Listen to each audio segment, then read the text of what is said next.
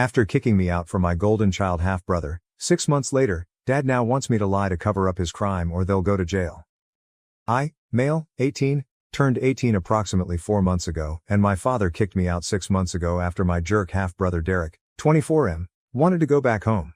He didn't want to rent a place like a normal person, so he chose to live with my father. Derek is my father's kid from his first relationship, but Derek's mother and father split up soon after he was born, so they didn't have much of a relationship after that. Derek is much closer to my father than he is to his mother, so we spent a lot of time together growing up since he came over more frequently than was legally required under his custody agreement. I believe he was meant to spend half of the month with my father, but he was always present. Or maybe that's just my brain exaggerating things because I despise spending time with him, but my father compelled us to. I also know that he disliked me and considered me a threat. My mother died a few years ago following a lengthy fight with lung cancer, and that's when things started to go wrong between me and my father. Don't get me wrong, things had been awful between us since I was a child. I suppose my father didn't really want a child like me, or perhaps he didn't want a child in general. Whatever it was, he treated me strangely when I was younger, and it nearly always seemed like he didn't want me around. Most of the time, he was angry with me and yelled at me for little matters. He never showed me affection, and when I tried to win him over, he responded with indifference. However, Derek was a very different guy. When Derek was around the house, my father transformed into the best father in the world, doing everything I asked of him. He compelled Derek and me to spend time together despite the fact that we both expressed a strong dislike for each other. Derek did not like me because he regarded me as a threat, and I did not like him since he used to bully me as a child. He was always trying to fight with me and push me around just because he could.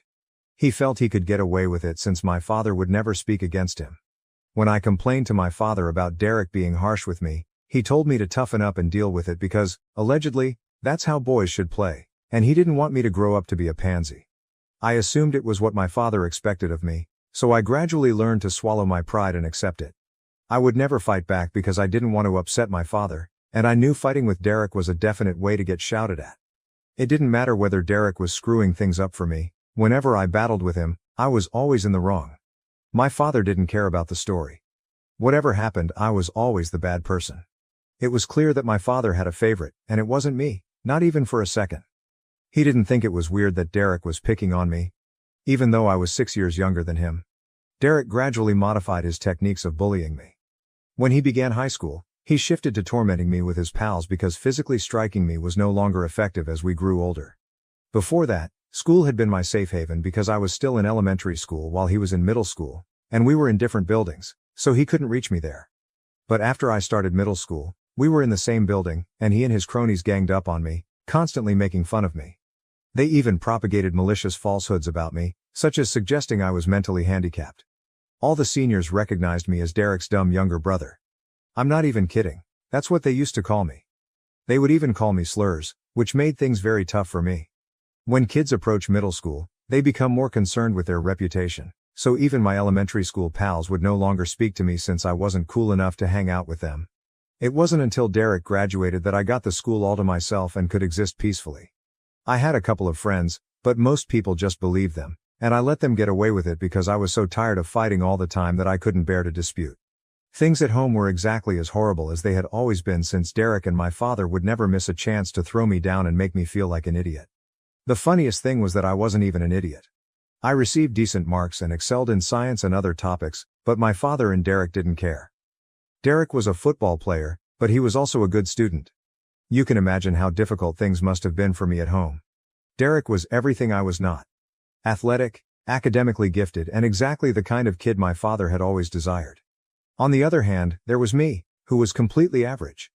They never failed to remind me of how insignificant and mediocre I was. My mother attempted to protect me most of the time, but my father was a real sweet talker, and he would convince her that what they said was just for fun and didn't mean anything. My mother, who was normally nice and sweet, was deeply in love with my father and never saw him for who he truly was. She did her best to protect me and I admired her efforts, but it wasn't enough. My father and Derek continued to bully me as long as they could. Finally, Derek left for college, and I felt relieved. My father was still present, but he was a lot less irritating to deal with without Derek continually picking on me. But before I could experience what it was like to live with my parents without Derek, my mother was stricken with lung cancer. It was extremely tough for us to accept since it felt like our entire world had been broken. My father and I only had one thing in common. We both adored my mother, thus her illness devastated us both. Instead of bringing our family closer, my father chose to make the worst of it. My mother was already hurting, but instead of my father and I putting up a brave front for her, he began to distance himself from her even more. Previously, he would at least speak to me, even if only to mock me, but following my mother's illness, he stopped doing that and began pretending I didn't exist at all. I can forgive him for it because we were both in pain, and he simply chose a different approach. I would have preferred that my mother's dilemma brought us closer together, but that was plainly not to be. Even if it was meant to be, my father was the type of person who would make it impossible because, for some reason, he despised me and couldn't tolerate the thought of me being happy. My mother's illness worsened over time, and my father's temper began to affect me. He would either not speak to me at all and utterly ignore me, or he would be really hostile to me. He almost made me weep several times because he was so disrespectful. I attempted to keep the peace in the family by not responding to my father since I knew it would only give him more reasons to berate and pick on me. When my mother was unwell, Derek would take it easy on me when he returned home from college, which I enjoyed. He wasn't polite to me, but at least he was human, which was all I could ask for. Things were horrible when my mother was still alive, but once she died, I went from frying pan to fire. Things were very quiet around the house for the first few months after my mother passed away. That meant I'd do all of the labor while my father stayed unresponsive. He was functional, he went to work, came home and ate dinner, but nothing else. I was concerned for him and phoned my grandparents several times, telling them that I suspected my father was depressed, but they did not take me seriously. They either didn't care enough about their son to check on him after the funeral, or they detested me as much as my father and refused to do what I asked. After a few months, my father began to return to his old self. Unfortunately, it also included excessive drinking, which made me feel bad about myself again. He would continuously force me to do chores around the house, which was quite exhausting because I was not only going to school but also doing all of the housework that my mother used to do even when she was sick. My father and I were able to complete everything, but after her death, all of the duty fell to me. I couldn't even complain because if I did, my father would tell me that I wasn't bringing in any money, so this was the least I could do to stay there. It was extremely offensive, but I had nowhere else to go, so I just had to put up with it. For a long time, the only thing I looked forward to was going to college since it meant I could finally be free of my father and not have to return home. I no longer considered that place to be my home because it had stopped feeling like home to me when my mother died. I could have moved out and started living with my mother's parents when she died, but they lived a long distance away, and I still had a year of school remaining, so that was not an option. Then a few months ago, when my father learned that his golden kid Derek would be returning home, he kicked me out. I ended up moving in with my grandparents. Derek had moved out for college a few years ago and has not returned to live with us since. After graduation, he found work and opted to stay where he was because his partner wanted to start a life away from home. Derek only came back for the holidays on occasion. He married his fiancée around 2 years ago since she was pregnant. They had just graduated and it felt like the perfect time to get married. Surprisingly, I got invited to the wedding. Derek didn't torture me for one day. My mother was also present, despite her health, and while Derek wasn't close to her, he couldn't deny that everyone liked her. Derek wasn't very close to his own mother because she was a lousy parent. Derek's mother was already in her 4th marriage at the time of his wedding, and it appeared that her major purpose in life was to be wealthy. She worked and made her own money, but it came at the expense of her connection with her kid. I suppose that explains why Derek was so attached to our father. He only had one parent who actually cared about him, and he didn't want to share that parent with me. Anyway, Derek married and had a child shortly afterwards. They had been living peacefully for the previous 2 years, but 6 months ago, for some reason, they decided to return. My father notified me about it 2 weeks before Derek was meant to arrive home. He was arrogant about it and sat me down one day to tell me I needed to find a place to live since Derek was returning. I had to give up my room. We had 3 bedrooms, so I questioned why they couldn't take the guest room. My father informed me that Derek and his wife would be living in the guest room and using my room as a nursery. It was allegedly important that I leave the house because I was about to turn 18 and become an adult. My father's insistence that I leave simply because Derek was relocating back with his family seemed unnecessary and selfish to me. I tried to argue with him, but there was no point, he had already made his decision.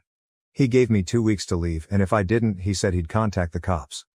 I'm sure there was a legal way to challenge this, but I hadn't considered it at the time. I was terrified since I didn't trust my father and knew he was perfectly capable of kicking me out without warning. I scrambled to find a place and eventually decided to move in with my grandparents. I had resisted doing so because they lived so far away and I still needed to finish school, but I had no other choice. There were only a few weeks left in high school, so I was willing to take the chance. I moved out after a few days because I did not want to be present when Derek returned home with his wife and child. My father didn't seem to care when I moved out, and he didn't even say goodbye to me on the day I packed and left with the movers. My grandparents had come all the way to pick me up in their vehicle, and they were about to get into my father, but I told them it wasn't worth the hassle. It has been 6 months since that day, and I'm still living with my grandparents. I haven't spoken to my father since he kicked me out, and I had no intention of doing so again. I was meant to start college in a few weeks, and everything was already set up. I had absolutely no reason to speak with my father or Derek again. Unfortunately, they were the ones who had to contact me since something had happened, and they needed me to help them out. They paid me a visit a few days ago, which astonished me because I didn't expect them to contact me at all. Still, my grandparents let them in, and I decided to talk to them because they sounded desperate. I discovered that Derek had returned with his family because he had lost his job and was struggling to pay his rent, so he took the difficult decision to return. His wife was fine with it because she preferred to be a stay-at-home mother and did not want to work till their child was older, so this was their best option. When they returned, they anticipated to find work quickly, but that was not the case because none of the nearby businesses were hiring, and persons with Derek's skill set were extremely prevalent. He wasn't a spectacular candidate, either. My father somehow managed to secure him a position at the company where he worked. Neither of them were happy about it because it paid less than Derek's previous salary, but it was all they had, so they had to make the best of it. Derek had been stealing from the company for several months until it was discovered a few weeks ago. My father and Derek were both in trouble because their bosses suspected they were working together and threatened to sue them if they did not return the money immediately. The only reason they hadn't been sued yet was because it was a family business and the CEO was a close friend of my mother's. He hadn't filed a case against them for embezzlement yet because he respected her, but he wasn't going to wait long. My father and Derek asked me to help them.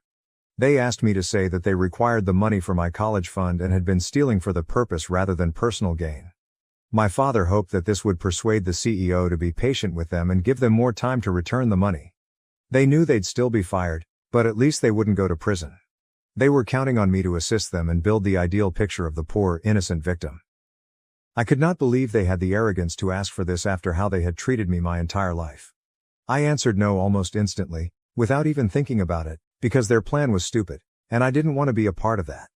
When I informed them I wasn't interested in assisting them, they became irritated and told me I had to since there was a very real possibility they would wind up in jail. They stated I couldn't allow an old grudge to spoil their lives. I told them it wasn't a little grudge and it surely wasn't from years ago. My father had only recently kicked me out, and it hadn't even been a year, so I'd consider it rather recent. But that wasn't the only reason I didn't want to aid them. I thought their scheme was dishonest, and I knew the guy my father worked for. As I already stated, my mother and he were very close friends and he really liked me. He and my mother had grown up together, and I used to address him as uncle whenever he was over. Even at my mother's funeral, we had a pleasant chat and liked one another. I moved out after a few days because I did not want to be present when Derek returned home with his wife and child. My father didn't seem to care when I moved out, and he didn't even say goodbye to me on the day I packed and left with the movers. My grandparents had come all the way to pick me up in their vehicle, and they were about to get into my father, but I told them it wasn't worth the hassle. It has been 6 months since that day, and I'm still living with my grandparents. I haven't spoken to my father since he kicked me out, and I had no intention of doing so again. I was meant to start college in a few weeks, and everything was already set up. I had absolutely no reason to speak with my father or Derek again. Unfortunately, they were the ones who had to contact me since something had happened, and they needed me to help them out. They paid me a visit a few days ago, which astonished me because I didn't expect them to contact me at all. Still, my grandparents let them in, and I decided to talk to them because they sounded desperate. I discovered that Derek had returned with his family because he had lost his job and was struggling to pay his rent, so he made the difficult decision to return. His wife was fine with it because she preferred to be a stay-at-home mother and did not want to work till their child was older, so this was their best option. When they returned, they anticipated finding work quickly, but that was not the case because none of the nearby businesses were hiring. And persons with Derek's skill set were extremely prevalent. He wasn't a spectacular candidate either. My father somehow managed to secure him a position at the company where he worked. Neither of them were happy about it because it paid less than Derek's previous salary, but it was all they had, so they had to make the best of it. Derek had been stealing from the company for several months until it was discovered a few weeks ago. My father and Derek were both in trouble because their bosses suspected they were working together and threatened to sue them if they did not return the money immediately. The only reason they hadn't been sued yet was because it was a family business and the CEO was a close friend of my mother's. He hadn't filed a case against them for embezzlement yet because he respected her, but he wasn't going to wait long. My father and Derek asked me to help them. They asked me to say that they required the money for my college fund and had been stealing for that purpose rather than personal gain. My father hoped that this would persuade the CEO to be patient with them and give them more time to return the money. They knew they'd still be fired, but at least they wouldn't go to prison. They were counting on me to assist them and build the ideal picture of the poor, innocent victim. I could not believe they had the arrogance to ask for this after how they had treated me my entire life. I answered no almost instantly, without even thinking about it, because their plan was stupid, and I didn't want to be a part of that. When I informed them I wasn't interested in assisting them, they became irritated and told me I had to since there was a very real possibility they would wind up in jail. They stated I couldn't allow an old grudge spoil their lives. I told them it wasn't a little grudge, and it surely wasn't from years ago. My father had only recently kicked me out, and it hadn't even been a year, so I'd consider it rather recent. But that wasn't the only reason I didn't want to aid them. I thought their scheme was dishonest, and I knew the guy my father worked for. As I already stated, my mother and he were very close friends and he really liked me. He and my mother had grown up together, and I used to address him as uncle whenever he was over. Even at my mother's funeral, we had a pleasant chat and liked one another. My mother had actually told him to give my father a job at his company when he was struggling, but instead of being grateful, Derek had tried to make a joke of these people, and now my father was attempting to cover it all up by using me as a shield. I thought that was quite low, and I couldn't in good conscience be a part of it. So I informed them that it would be in their best interest to simply pay off whatever amount they had stolen rather than try to cover it up with more lies, since I was not going to side with them. They might land up in jail if they tried to deceive him again. In truth, they should have been pleased that they were given the opportunity to repay the money and avoid a lawsuit, which they would almost certainly lose. That would jeopardize their future since they would undoubtedly go to jail.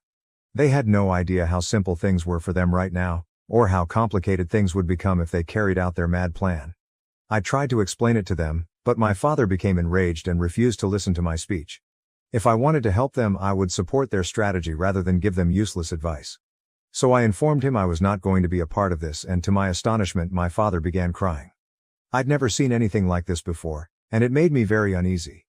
He informed me that he had been banking on me because, at the end of the day, I was his son, and that no matter what had happened in the past, he would have supported me if I had been in a similar situation. He stated he expected the same from me because this was such a big matter, and he didn't want to go to prison. Derek felt the same way and urged me to help them since he knew I was popular among my mother's friends and was the only one who could help them. My mother would have made things much easier, but now that she was gone, I was the next best person to deal with it, and they relied on me. It was difficult, but I still had to decline them. I pushed them to come clean and pay back the money they owed. They were enraged and claimed that the only reason I was screwing them over was because they used to tease me when I was younger, and they were dissatisfied with how I handled things today. They departed after that, but I'm still thinking about it and the guilt is eating at me. I keep picturing them in jail, and it just doesn't seem right. At the same time, I do not want to be a part of something unlawful or immoral. It would be an insult to my mother since I would be using her friendship to manipulate a very close friend of hers. I'm terribly torn about what I should do, and time is of the key because my dad and Derek don't have forever to pay off their debt. So am I a jerk for refusing to lie and cover up for my father and half-brother, who have bullied me my whole life? Update 1. I've made a decision, and I believe I'll keep not assisting them out. Not only is it immoral and unethical, but it is also unlawful. And I refuse to be a part of it. If my father and Derek want to stay out of jail, they will have to handle this themselves. It's not like they're in mortal peril. They've been offered the opportunity to make things right, repay the money Derek stole, and get out of this without jeopardizing their image. They can choose to return all of the money and handle this themselves, so I have no cause to feel guilty. The majority of the comments here urge that I keep out of this, not just because my father and Derek were terrible people, but also because what they were doing was horrific, and I wouldn't be able to carry it on my conscience and move on as they would. We're clearly not made of the same stuff, and I wouldn't want to do something like this, which is why I've decided to keep out of it. If they contact me after this, I will block them. For the record, they are already blocked everywhere, but I'm sure they'll try alternative numbers or social media accounts to reach me. My grandparents also believe I'm doing the right thing by remaining out of this because they are responsible for cleaning up the mess they made. It makes no sense to expect anything from me after how they've treated me for so long. Update 2. Hi. So, as expected, my father texted me today. He last visited me 8 days ago and we haven't spoken since. As I already stated, he called me from a different number that I was unfamiliar with and I answered the phone unintentionally. I hung up as soon as I heard my father's voice on the other end, but I was a little slow to block him, so he was able to text me. In the message, he claimed he understood I didn't want to talk about it any further, but he and Derek were in serious difficulty and needed my help. He claimed that their employer was constantly breathing down their necks, threatening to sue if they did not refund the money. It made me feel guilty, but I texted him back and told him that I would not be assisting them and that he should start searching for alternative ways to refund the money rather than avoiding the matter.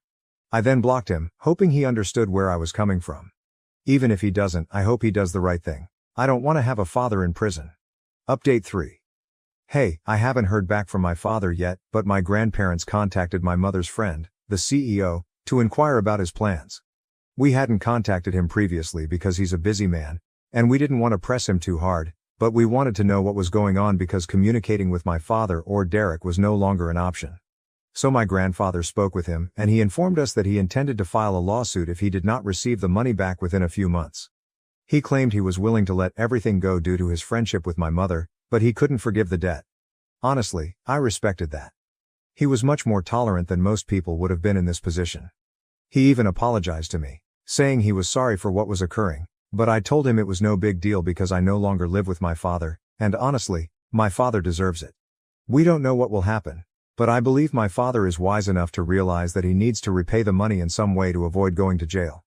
It will take some time, but I'm confident they will work it out, and I won't have to worry.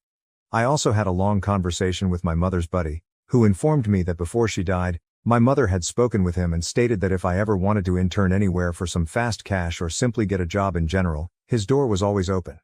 That's good to know, and I'll keep it in mind for the future. Even after she's gone, my mother still looks out for me, which makes me very happy. Now to the next story, story 2. I overheard my fiancée say my money was the best part of me, so I humiliated her. She trashed my house, and now I'm taking her to court. I am now 29 years old, with an MBA and a very lucrative position in my father's firm. I know this makes me sound like a snobbish affluent kid, but please hear me out. Growing up we weren't doing well.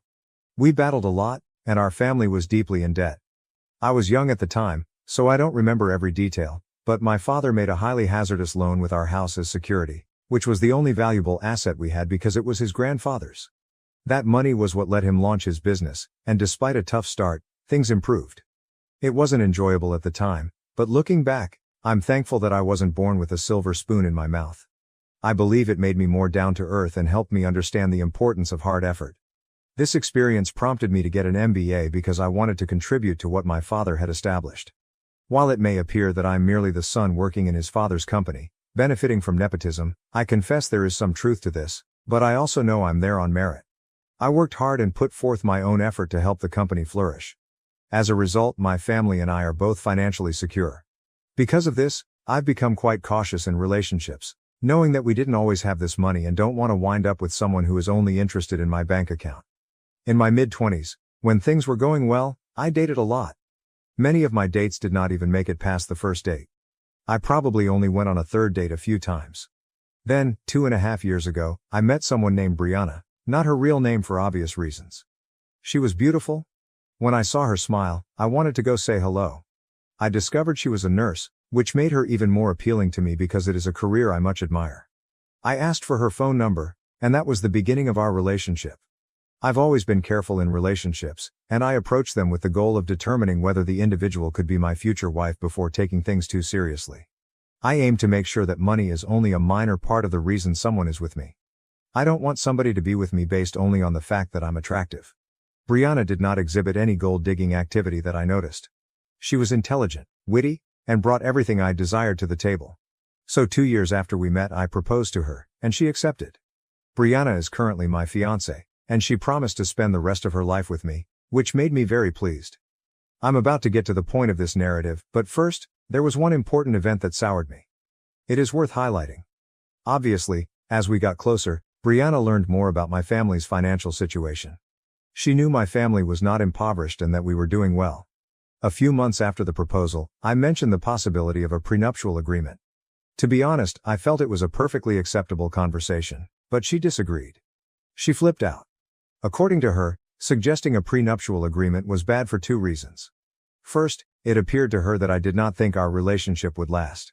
That is not true, but even if I am completely dedicated to the marriage, if she wakes up one day and says she is done, I have no influence over that. Second, she interpreted it as a sign that I did not trust her not to rob me if things didn't go as planned. That's the gist of it, but we ended up arguing for an hour and going to bed upset with each other. After pondering all night, I informed her that the prenuptial agreement would be unnecessary. Yes, I know it was silly, but I loved her so much that I decided to let it go because I didn't want the prenup to be the reason we broke up. Following all of that, things improved between us very quickly. Now, I truly need third parties to tell me what to do. One of my fiance's colleagues was holding a barbecue, and she encouraged me to join them. I decided it would be a wonderful opportunity for me to meet some of the people she worked with, as she referenced them constantly. When I arrived, everyone was friendly, and I had a terrific time. To be honest, I met several of the nurses that worked with her on most shifts. At one point, I was outdoors talking with a fellow about sports and investments. I knew she was inside conversing with her pals, and that was okay. When I realized I wanted to use the restroom, I returned to the house via the back door. I'm not sure how to describe it, but the back entrance led to a hallway that terminated in the living room. Standing at the rear door, you couldn't see anyone seated in the living room until you turned the corner. As I was headed to the bathroom, I heard my fiance's voice among others, and it was evident from the first sentence that I was the subject of talk. It began with them discussing how well I dress, which naturally led to how pricey my clothing is. Then my money showed up. The girls were chirping and smiling as they discussed how fortunate she was to have found someone with money.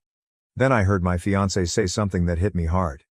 He has a lot of money, and honestly, his money is the best part of him by far. This was followed by more giggling and laughter. She even said, he asked for a prenup. I said no, of course, I need to be able to pay out if things go south. More laughter followed. At that point, I walked back out of the house. I honestly did not need to use the restroom anymore. When we returned home, she recognized something was wrong with me, but I didn't tell her until she went to bed. This happened a few days ago and I'm not sure what to do. She's a wonderful person, and I adore her, but I'm having a struggle with myself about whether I should dismiss it as dumb girl talk that went too far, or if it's worth canceling everything we've planned for the wedding and kicking her out of the house. I honestly don't know what to do. My mind is telling me to stop things since this is exactly what I didn't want. Someone who values my money too highly. She was the perfect lady for me just a few days ago, and I hate how quickly things changed. My heart is asking me to talk about it, but I can't figure out why. I would appreciate any and all advice. Edit 1. Many people believe that I should not have compromised on the prenuptial agreement and should have stopped things right there. Many of you expressed it in overly harsh ways, but I have strong skin. If I had the chance again, I might not have done things differently, but I agree that I would give someone else the same counsel that many of you are giving me here. I should have remained firm on the prenup since, even if I decide to stay with her, the comment I overheard emphasizes how essential a prenup is to her. Edit 2. I'm inclined to agree with people who think I should terminate things now rather than take a chance with someone who has demonstrated that my money is his major concern. The only issue is, I believe the best case scenario is that we revisit the prenuptial agreement. I know it would protect me, but it wouldn't necessarily change her attitude toward my money. But isn't it natural for someone to appreciate that their partner has a nice income? Edit 3. Okay, I've had a lot of sense instilled in me. I will still bring up the prenup to see what she says, but I am ready to terminate things. I adore Brianna, therefore it's difficult for me to let her go. I want to know if I gave things a chance. Update. Here's the update that I know many of you have been waiting for. The story about my fiancé, who I overheard telling her friends that my money was the best part of me, has concluded, and I am overjoyed with how things turned out. The first thing I needed to do was speak with Brianna again about the prenup. I believe it was about a week after we returned from the cookout that I told her to sit down for a discussion. When I informed her we wanted to talk about the prenup again, she blew up, like she had the last time. It got even worse the second time around. She complained about how it showed I didn't trust her and wasn't rooting for the relationship to succeed. I attempted to explain that it was about defending my father's hard work. I own a substantial portion of his company, rather than protecting myself. But she wouldn't have it. She kept yelling, and I tried everything I could to persuade her of my point, but nothing worked. I asked her if she would marry me if the prenup was a requirement. She didn't ponder long before announcing that she would seriously examine our future together. At that time, I realized I couldn't win her over. I informed her that after the first time, I was willing to drop the prenup, so I asked her to guess why I was bringing it up again. She was obviously bewildered, so I promised her I'd help her figure it out. I asked her to recall a conversation she had with her nursing colleagues at a friend's cookout. It was all she said. "We talked about so many things, I don't know what you're talking about." I responded, "You don't recall smiling and joking with your pals, claiming that my money was the nicest part of me? You don't remember telling them you couldn't sign a prenup because you wouldn't get the cash if we divorced?" At that point, it was evident she remembered what I was saying because she began to quiver and appear incredibly anxious. I waited for her to affirm or reject what I had stated, but she did not respond. I pushed her to talk, but she only stared at me, her hands trembling. I'm not sure why, but that made me giggle, and it appeared to set her off. She started crying and wailing without responding to anything I had said. At that moment, I was frustrated that she had nothing to say, and I expected a response from her. So I told her that the wedding was no longer going to happen. She slumped on the ground, muttering please, through tears and sniffles. I stood up, went into our room, locked the door, and went to bed. The following morning, she was waiting for me. She didn't appear like she had slept all night. When she saw me, she approached me and was extremely friendly, but I shook her off. She attempted to explain the context of what I had overheard, stating she was simply trying to fit into the Gossip Girl ambiance and did not mean what she had said. She accused her friends and colleagues of being terrible influences. She argued that my money was not the reason she fell in love with me. I thought it might be true at first, but I had the impression that she had grown to adore the money. She claimed she would sign the prenup and that it would not be an issue for her. Even with that, I didn't know what to say to her. I took her hand, looked her in the eye compassionately, and carefully removed the engagement ring from her finger. I had paid a lot of money for that ring and I didn't want it to end up in her hands. That hit a nerve. She began crying, but quickly switched to cussing me out. She branded me ugly, unattractive, with a little penis, and even queer. She stated she slept with a man she met at a bar simply because she felt like it. I'm not sure if I believe that part, but it really doesn't matter anymore. She stated my money was the one thing she liked about me and she wished she could have milked me for more. She threw every insult she could think of at me, and I eventually started giggling. That's when she started throwing stuff at me. As much as I wanted to remain calm and unconcerned, she began flinging some potentially deadly stuff, so I ran to the bedroom and shut myself in. It took almost 2 hours until things calmed down. When I came out, she had left, but she had wrecked the entire apartment. I was enraged, and in that moment, I knew I had made the proper decision. I photographed everything and obtained footage from one of the indoor cameras I'd put. After that, I left the house and went to sleep in a hotel because it was complete pandemonium, and I had no idea where to begin with the cleanup. This is where I chose to have fun. I visited her Facebook and Instagram profiles, where she had announced our engagement. I composed a message. I'm sorry to inform you that the wedding has been cancelled, and I am no longer engaged to Brianna. She acknowledged being with me solely for the money, and when I challenged her about it, she lost her mind and wrecked my house. If you have any queries, please ask her. I replied to each and every comment. She despises looking awful in front of others, so this aspect was very enjoyable. I then created my own post, displaying the devastation she had wreaked, as well as brief bits from video of her trashing the house during her tantrum. I tagged her relatives and friends as well as the hospital where she works. The last one was just for fun, and it felt wonderful knowing that some rumors about her would circulate among her colleagues. Her parents called me several times, but I didn't answer. It's unfortunate that I have to cut ties with them because they were such kind people, but that's the way it is. She contacted me dozens of times after I had done all of this, and when I answered, she was crying and threatening to kill me for wrecking her life. I don't believe anything I did was permanent, so she was simply being dramatic.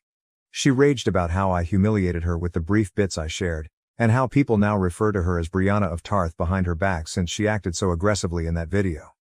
That part made me laugh so hard. She was crying because everyone was now looking at her differently. I'll be honest, I was concerned she'd do something wild because the tantrum she threw at home wasn't quite the Brianna I knew. In the end, nothing occurred, at least not yet. I called the event coordinator and canceled all wedding-related activities. That portion was heartbreaking, I'll admit, but it had to happen. Once that was over, I realized she and I were done. The nicest part for me is that I'm bringing her to court to get compensation for ruining my stuff. I begged her to pay properly, but she just called me some nasty insults, so I don't mind putting her through some extra stress just for fun. She will have to pay a lawyer, lose days of work, and perhaps, be obliged to compensate me for everything she has ruined. Believe me, that was a lot. The matter is still pending, but I have a recording of her acting like a bull in a china shop, and I've already spoken with my lawyer, so there's no need to fear. She won't be getting out of this one. There's still a little sadness in my heart because something I had high hopes for didn't work out, but I'm glad I discovered how she truly saw me sooner rather than later. I'd rather be in pain right now than in much worse pain later. Anyway, a huge thank you to everyone who helped me out, especially with my prior post. I will read all of your comments here, so please let me know what you think of how I responded to her. Brief update. Oh, and a little update for anyone reading this thread.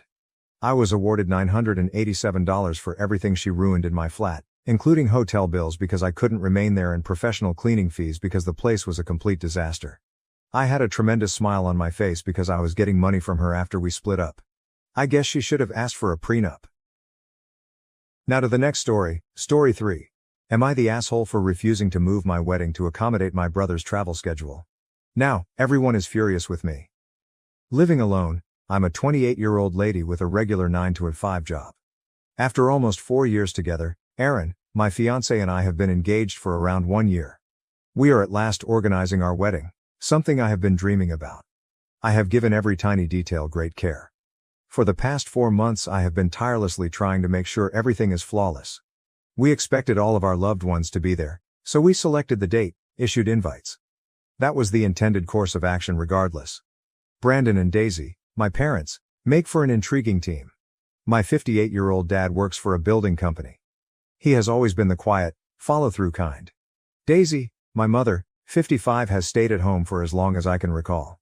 They have always harbored a particular fondness for my 32-year-old older brother, Fred. Actually, soft spot could be understated. Certainly their favorite, he is the golden child if you will. Fred is somewhat a bit of a character. Though I'll say he's usually ambitious, none of his commercial endeavors ever really turn out. He seems to live in a fantasy world where his next great invention would at last make him wealthy, having had several failed businesses. Married to Alice, 30, he has 2 children, 3-year Jenna and 5-year Ethan. Although I personally have nothing against them, it is no secret they live much over their means. My parents are always rescuing them. It has come to the point where it is expected. While I have always had to fend for myself, Fred and his family effectively live off the support of my parents. Though I knew there would be some drama, especially with Fred's concerns, I couldn't wait to inform my family when Erin proposed. Still, I tried to be upbeat. I recall the day we announced our participation. Just close family and friends, we had a little gathering at our residence. Sharing the news made me very eager, and for a split second it felt as though perhaps my parents would be delighted for me rather than only focused on Fred. Naturally though, Fred and Alice took the front stage. Just midway through our announcement, Fred began discussing his plans to open a new company and his desire to move to a larger house. The entire dialogue turned from our involvement to Fred's most recent ideas. Though it was aggravating, to put it mildly, I did not want to create a scene. I simply let my pride slide after swallowing it. Erin observed though, and later that evening he told me he was glad of my handling of it. That was quite meaningful to me. Choosing the day was still another challenge. 4 months ahead we chose a date so that everyone had plenty of time to arrange. Before deciding on it, I even followed up with my parents to see whether they were conflict-free. No trouble, they promised me they would be there. Although I should have known better, I thought that marked the end of it. I went all out in the particulars. We selected flowers, a lovely location, and the ideal outfit. Everything was lining up and I was growing increasingly enthusiastic. This was meant to be our day, a celebration of our love amid the people most important to us. Hoping it would assist to ease any possible problems, I also included Fred and Alice in the wedding party. Deeply though, I felt a storm was building. That storm struck when my parents abruptly contacted me from out of the blue with a pressing demand. It sounded bad since they had to discuss the wedding. My parents abruptly decided a few weeks ago to travel with Fred and his family. At first I puzzled myself since I assumed they were discussing a trip following the wedding. But actually, they meant the week my wedding was scheduled. Since the wedding date ran counter to their vacation schedule, they wanted to know whether I might potentially change it. I gasped.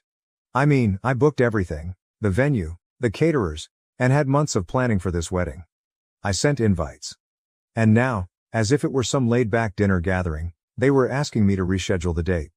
Suddenly less significant than a last-minute trip with Fred and his family was my wedding day, the day meant to be about Aaron and me. Though I attempted to keep cool, I was enraged. Why would they want to schedule a trip right next to the wedding date we have already decided upon? The answer from my mother was, well, you know how occupied Fred's calendar is, and this was the only time they could all go together. It shocked me. Fred's trip came first for them, then my wedding. I informed them there was no choice about the date. Everything was previously set. I could not have moved it merely to fit Fred's trip. Suggesting that perhaps I should at least speak with the venue and see if they could change the date, my dad tried to be a peacemaker. But I closed that right away. The date was decided upon, and that was definitive. My mother became irate and declared I was being irrational when I insisted on a different date. She continued on how family should come first, and how my rigidity was making things tough for everyone. She even charged me with trying to sour their friendship with Fred and his family. Though I stood my ground, that truly stung. I informed them I was not going to reschedule the date. If they missed it, that was on them. For a minute they were quiet. Then my mother remarked they would have to think about it. They hung up, not even bidding farewell. It still amazed me that my own parents, on vacation, were genuinely thinking about skipping my wedding. Furious on my behalf, Aaron advised me to try to straighten things out by calling them back. I therefore followed. Hoping for some middle ground, I phoned them, but things did not proceed as expected. I tried to convey the significance of this wedding to me, the length of time I had been arranging it, and how painful it was that they were even recommending I change the date. Still, they were tenacious. My dad kept stating that Fred's family had already booked everything, fully ignoring the fact that I had booked everything in advance too. My mom kept suggesting that I was being irrational. Changing my schedule would be equally as difficult for me. It felt like chatting to a stone wall. I realized at the time I had to include the extended relatives. I told my aunt, who I live somewhat near, the circumstances. She promised to talk to my parents. She was exactly as startled as I was. Maybe hearing it from someone else will help them to recognize how foolish they were acting. My parents doubled down instead of backing off though. Beginning to present me as the irrational one, they began phoning other family members. They claimed I was not compromising and causing problems for everyone. They even made hints suggesting I was envious of Fred and sought to punish him by postponing the wedding date. Though some of the family began to support me, stating I should be more accommodating of Fred's family, it was total stupidity. They were obviously attempting to get me to cave in. I was not going to let them prevail. They were trying to compel me to modify the date by means of shame and family pressure. I was about to let them wreck it just to please Fred. I had every right to have my wedding on the day I had selected. I thus informed them that the date was set. Should they be unable to make it, that would be their choice. But that was final. I was not going to alter it. So Reddit, am I the jerk for not adjusting the wedding date in response to the vacation of their golden child? I am very appreciative of everyone who took the time to reply. After publishing my experience here, I got an incredible amount of support and guidance. Reviewing the comments, many individuals speculated that there could be more to my parents' abrupt trip plans than they were disclosing. It started me to consider, thus I chose to dig some. I began by chatting once more with my aunt, who has always seemed to me as essentially a second mother. She was not surprised by what was happening as she knew how my parents are with Fred. She became quite quiet though, when I mentioned the vacation. A moment later she said she had heard Fred was once more experiencing some major financial difficulties. His most recent commercial endeavor apparently failed, and he owed money. Though not enough, my folks had started supporting him once more. Desperate, Fred was seeking for a means to keep his head above water. As it happens, the trip was really a cover tale. Though not for a laid-back vacation, my parents were intending to send Fred and his family to Europe. They were scheduled to meet some possible backers Fred had located abroad. Before Fred lost everything, the entire trip was a last-ditch attempt to find someone to commit to his company. Their financial position was depending on this trip to save Fred, hence they were quite determined to travel. When I learned, I became enraged. It was about my parents once more putting Fred above everything else, including my wedding, not only about the vacation. They were ready to skip my big day in order to try to save Fred from another problem he had created. Knowing the facts, I understood I had to face Fred. I inquired whether we might meet when I phoned him. I didn't want to allow him time to get ready for any excuse, thus I didn't inform him what it was about. I came right to the point when we got together. I assured him I understood his financial problems, the trip, the investors. He initially tried to play it off, claiming it was merely a business opportunity that happened to line up the wedding date, but I was not buying it. Defensively, he stated I didn't know how much pressure he was under. How he was trying everything he could to support his family. I reminded him that our parents had been rescuing him for years. This was not the first time he had fallen into a financial hole. Fred said at last that things were terrible. His company was close to bankruptcy, hence he would lose everything should this investor transaction fall short. But he sought to guilt-trip me rather than own responsibility. As his sister, he advised me to want to assist him in whatever capacity, even if that meant changing the date of my wedding. He charged me with being egotistical and unconcerned about his family. That was the final straw. I informed him that although I had supported him as much as I could over the years, I would not be sacrificing my wedding day for his bad choices. I made it plain that I was not going to modify the date. If he couldn't be there, that was his option. I went away leaving him seated there. Following the confrontation with Fred, I chose to get in touch with Alice. I wanted to hear her side of the tale since I wasn't sure how much she knew about things. She seemed tense as soon as we sat down when we met for coffee. She most likely understood I was not there to discuss wedding preparations. I asked her straightforwardly about her knowledge of Fred's predicament and the European trip. She said she knew the financial problems but lacked all the specifics. Though Fred had withheld a lot of it from her to guard her, she knew things were horrible. She appeared startled when I told her the true motivation for the vacation.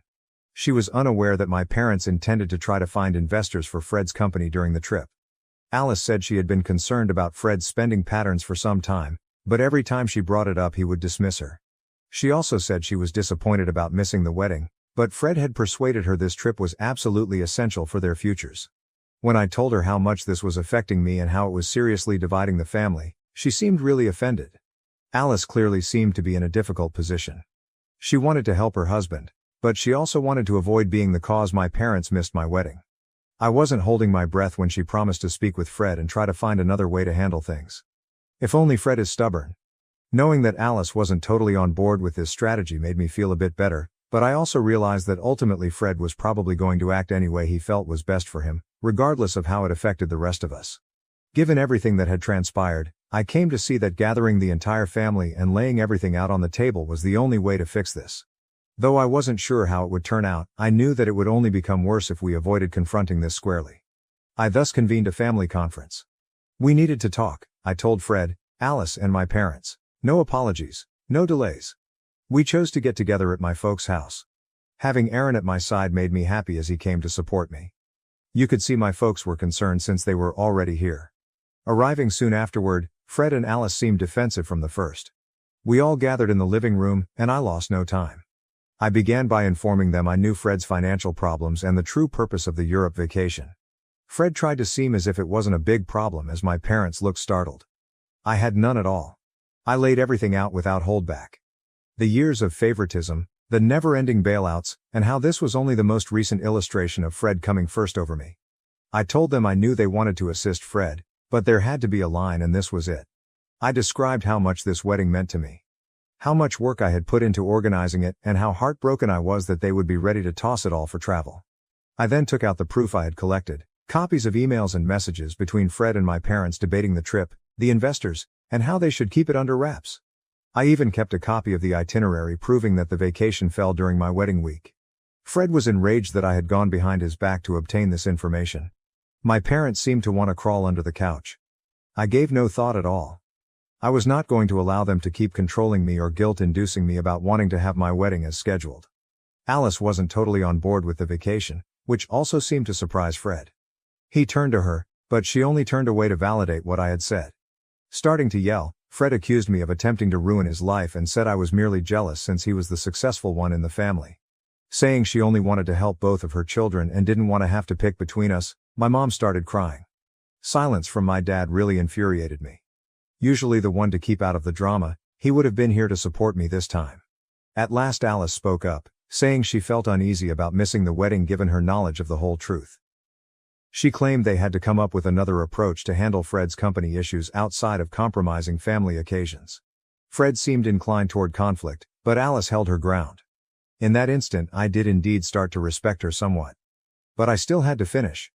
They had to decide whether to give this trip first priority and miss my wedding or find another method to assist Fred that did not necessitate deserting me. I made it plain that I would not be changing the date. If they could not accept this, they were clearly choosing what they wanted. I let them decide over 24 hours. I warned them I would terminate relations with them should they decide not to show up for the wedding.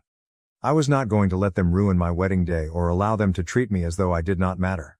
I even intimated that, should they compel me, I will publicly share the complete truth. I knew that his final requirement was for his possible investors to learn about his financial mess. This was my trump card. Fred was furious as my parents seemed as though they had been struck by a truck. Alice merely looked depressed.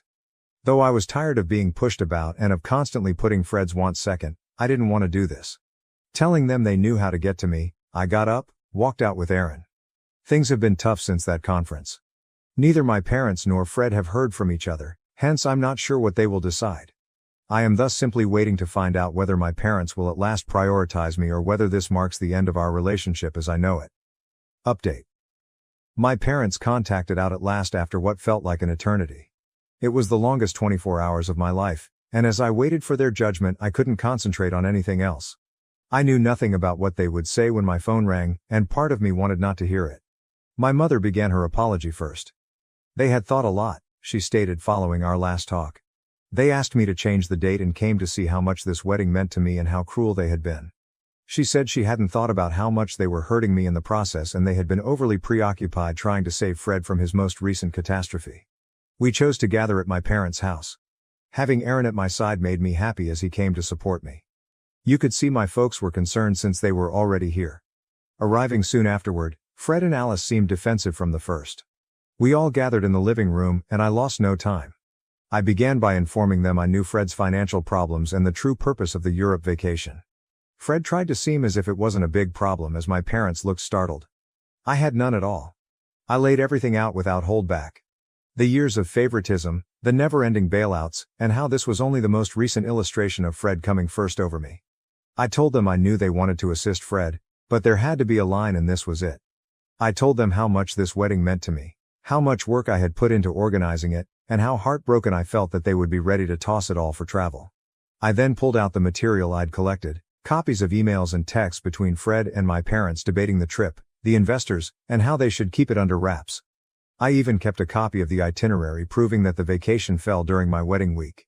Fred was enraged that I had gone behind his back to obtain this information. My parents seemed to want to crawl under the couch. I gave no thought at all.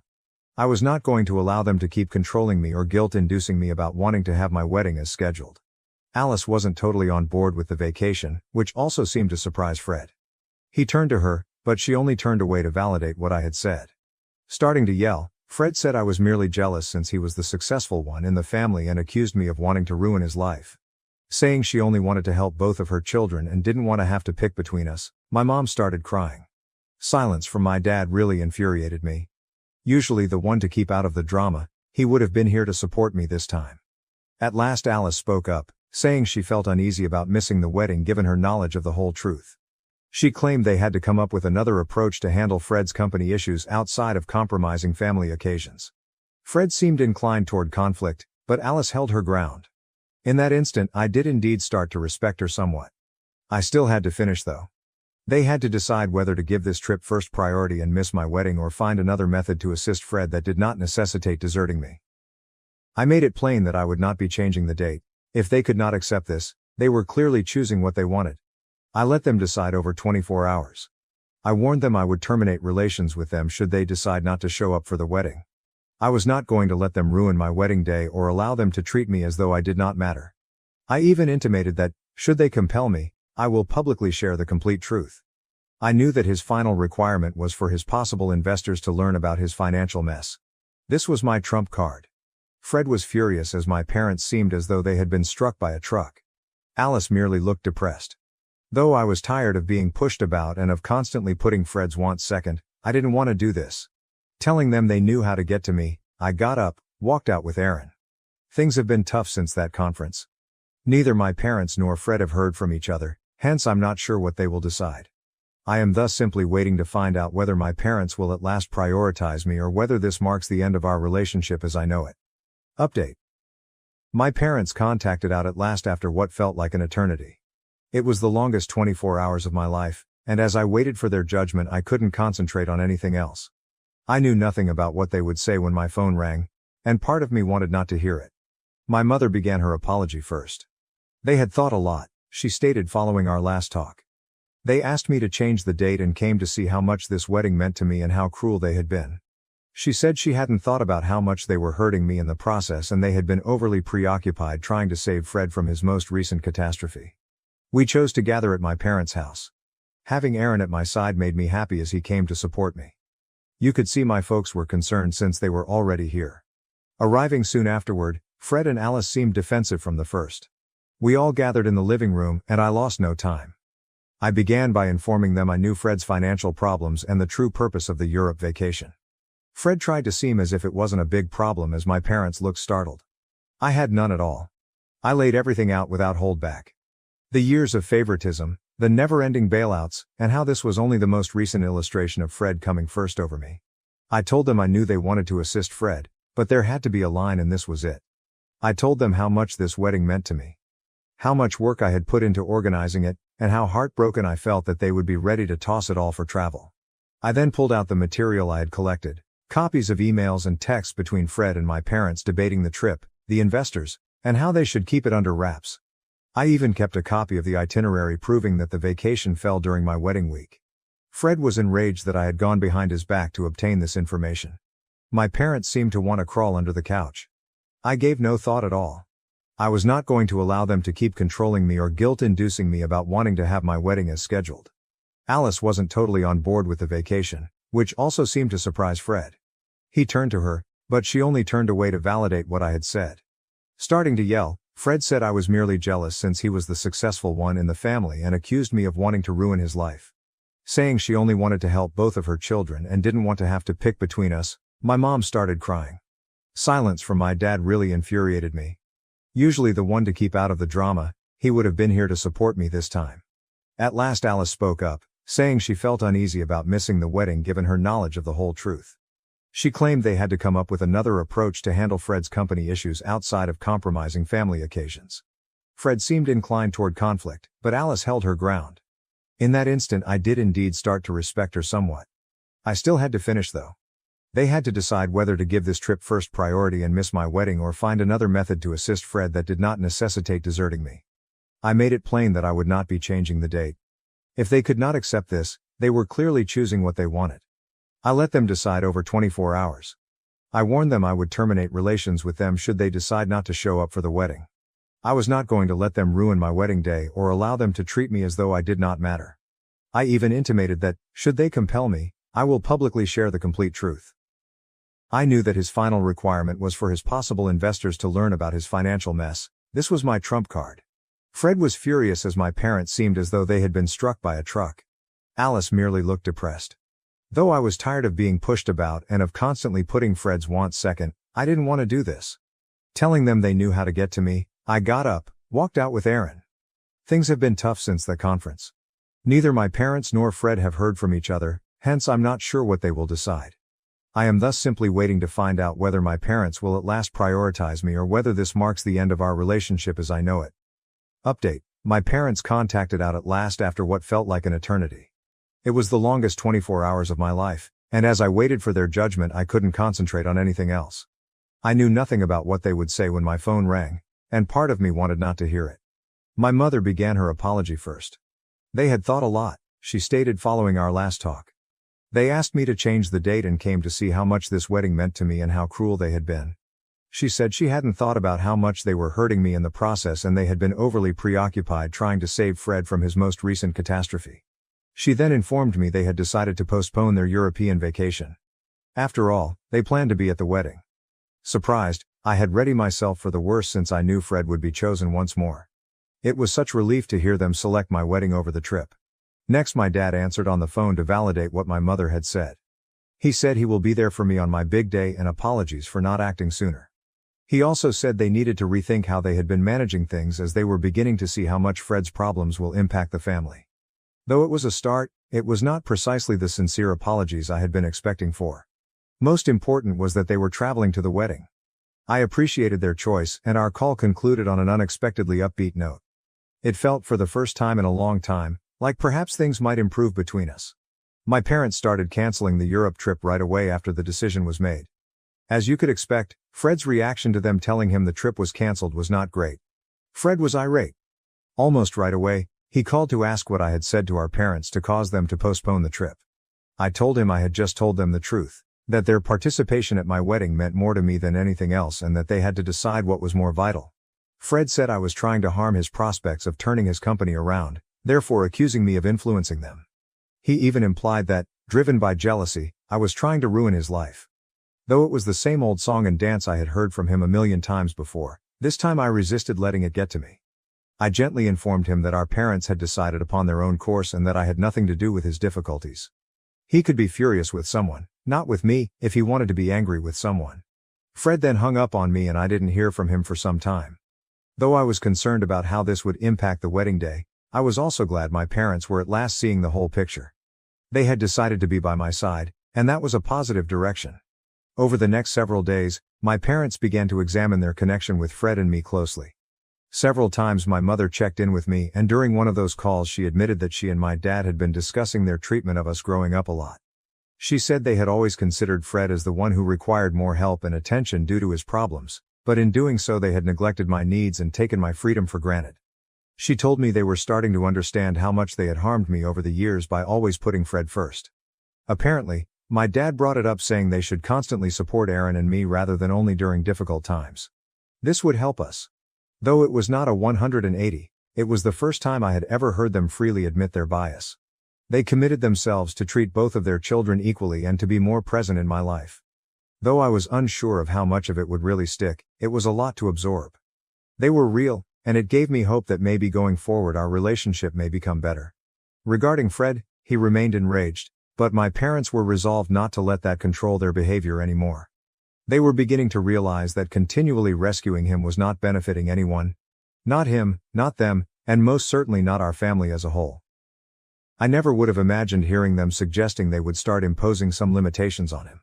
Fred obviously did not lie down for any of this. He intensified his efforts to pull my parents back on his side when he understood they were serious about calling off the vacation and attending the wedding. He began threatening our parents in all kinds of ways, including maybe suing them should they not follow through with the trip. He said he would have to sue them for breach of contract, should they fail to assist him with his business. They had pledged to help him.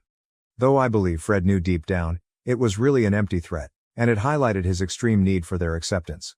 Not one of my parents backed down. They advised him that their choice was definite and he had to work out his own issues without depending much on them. For them, this was a significant step, and even if it was difficult for them to challenge Fred, they knew it was essential. Fred continued from there though.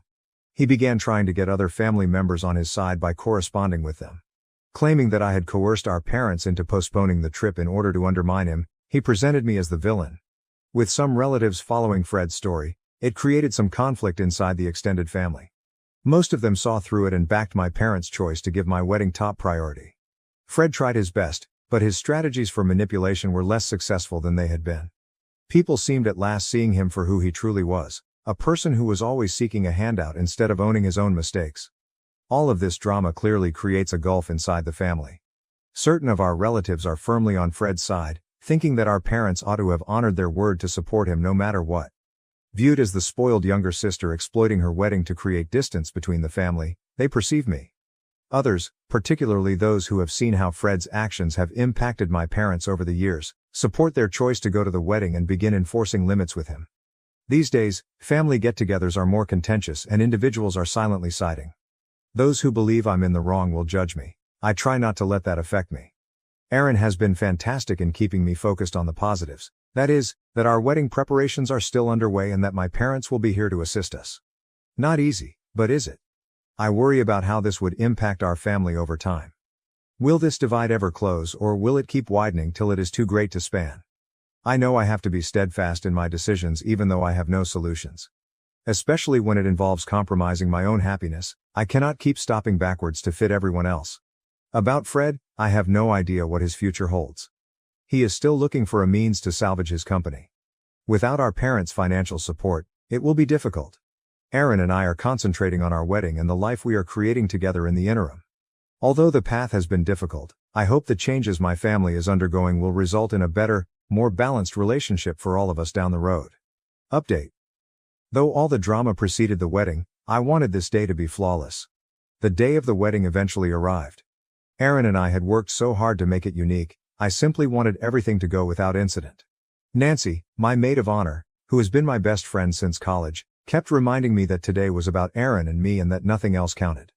At the site, a lovely garden estate, Aaron and I had fallen in love with the moment we first laid eyes on it. We were ready. Though I had not spoken to Fred since our previous chat, I knew my folks were on their way. Not sure whether he would show up or not, and the idea of a possible confrontation was weighing on me. The wedding was lovely, and I felt as luckiest person on earth as we exchanged our vows. Looking over at my parents in the front row, I saw my mum cleaning away tears. That was a little but important moment that gave me hope that perhaps we were headed in the correct direction after all. The ceremony itself lived out all I had hoped for. We kept it private, with just close family and friends, and the officiant did a fantastic job of making it seem heartfelt and personal. We snapped pictures in the yard following the ceremony. The setting was really lovely, the light was perfect. While things were still a little awkward, my parents joined us for some family photographs and it was obvious they were really delighted for us. They were trying, and it meant a lot to me. The welcome speeches were moving when it came time. My dad even shocked me with a moving toast in which he apologized for the recent conflict and said he was really pleased of the woman I'd grown to know. For him, it was a significant step and seemed like a fresh start even though it did not wipe out all that had transpired. Fred and Alice arrived just when I believed the day was running without any problems. They hadn't RSVP'd, so I wasn't sure whether they would show at all. They entered the midst of the reception and momentarily the place went quiet. Fred seemed to be carrying proof. He initially went up to our parents, had a little whispered talk with them and then moved over to Aaron and myself. Alice held back, clearly uneasy. Fred congratulated us when he got here, but he was obviously not really here to rejoice. He was there to make a point. Right in the middle of our wedding reception, he wanted to strike up a discussion on his company problems. Even on my wedding day, he seemed unable to tolerate not being the focal point of attention. Aaron moved in before I could speak. Fred was gently reminded by him that today was about celebrating our marriage and that this was not the time or place for business. Fred did not find it appealing. Aaron was not having it as he tried to protest. Fred gave up and turned away finally, but harm was done. I made every effort to ignore it and savor the remainder of the night. We danced, cut the cake and hung about with our loved ones. Though Fred tried to create drama, the evening closed on a good note. Officially, I married the love of my life. Nothing Fred did could take that away from me. Regarding Fred, his life has veered somewhat differently. My parents faced a tough choice following the wedding. They agreed to stop contributing financially. They came to see that continuously rescuing him was not doing him any good and that it was time for him to pay for his mistakes. Fred's company soon closed without our parents' assistance. He looked for additional investors, but those offers dropped through without the trip to Europe. He eventually had to start bankruptcy filings. He had trouble swallowing this harsh pill, hence his pride suffered greatly. At last Alice, who had been mounting annoyance with Fred's financial irresponsibility, reached her breaking point. She picked the children and left him, moving in with her parents as she worked out her future moves. Fred is learning to live alone and must start over in his life. Although I enjoy his demise less, I do believe this is the wake-up call he required. Perhaps now he will begin to take charge of his own life instead of depending on others to resolve issues. Only time will let us know. For Aaron and me, at last we can concentrate on our future free from all the familial strife. We intend to shortly start a family. We had to postpone our European honeymoon as well since all the wedding drama interfered. It seems like the ideal approach to honor our entering into this new phase of life. I want to pause to thank everyone on Reddit for their guidance and encouragement along this insane trip. Your statements gave me the will to defend myself and make some difficult decisions I might have otherwise backed off from. Though it wasn't simple, I'm rather happy I stayed with my guns. Now, on to the next story, Story 4. I gave my sister-in-law a pregnancy book, unknowingly exposing her affair with my husband's friend. Now the family's in chaos. We know each other since our husbands, Charlie, 26M, sister-in-law Cheryl, 28F, and I, 26F, attended high school together. Charlie and I were in the same year and are sweethearts from high school. We began dating our sophomore year and have been together ever since. With Cheryl, things have always been different. She's always despised me, hence I would want to say we were high school nemesis as the sentiment was reciprocal.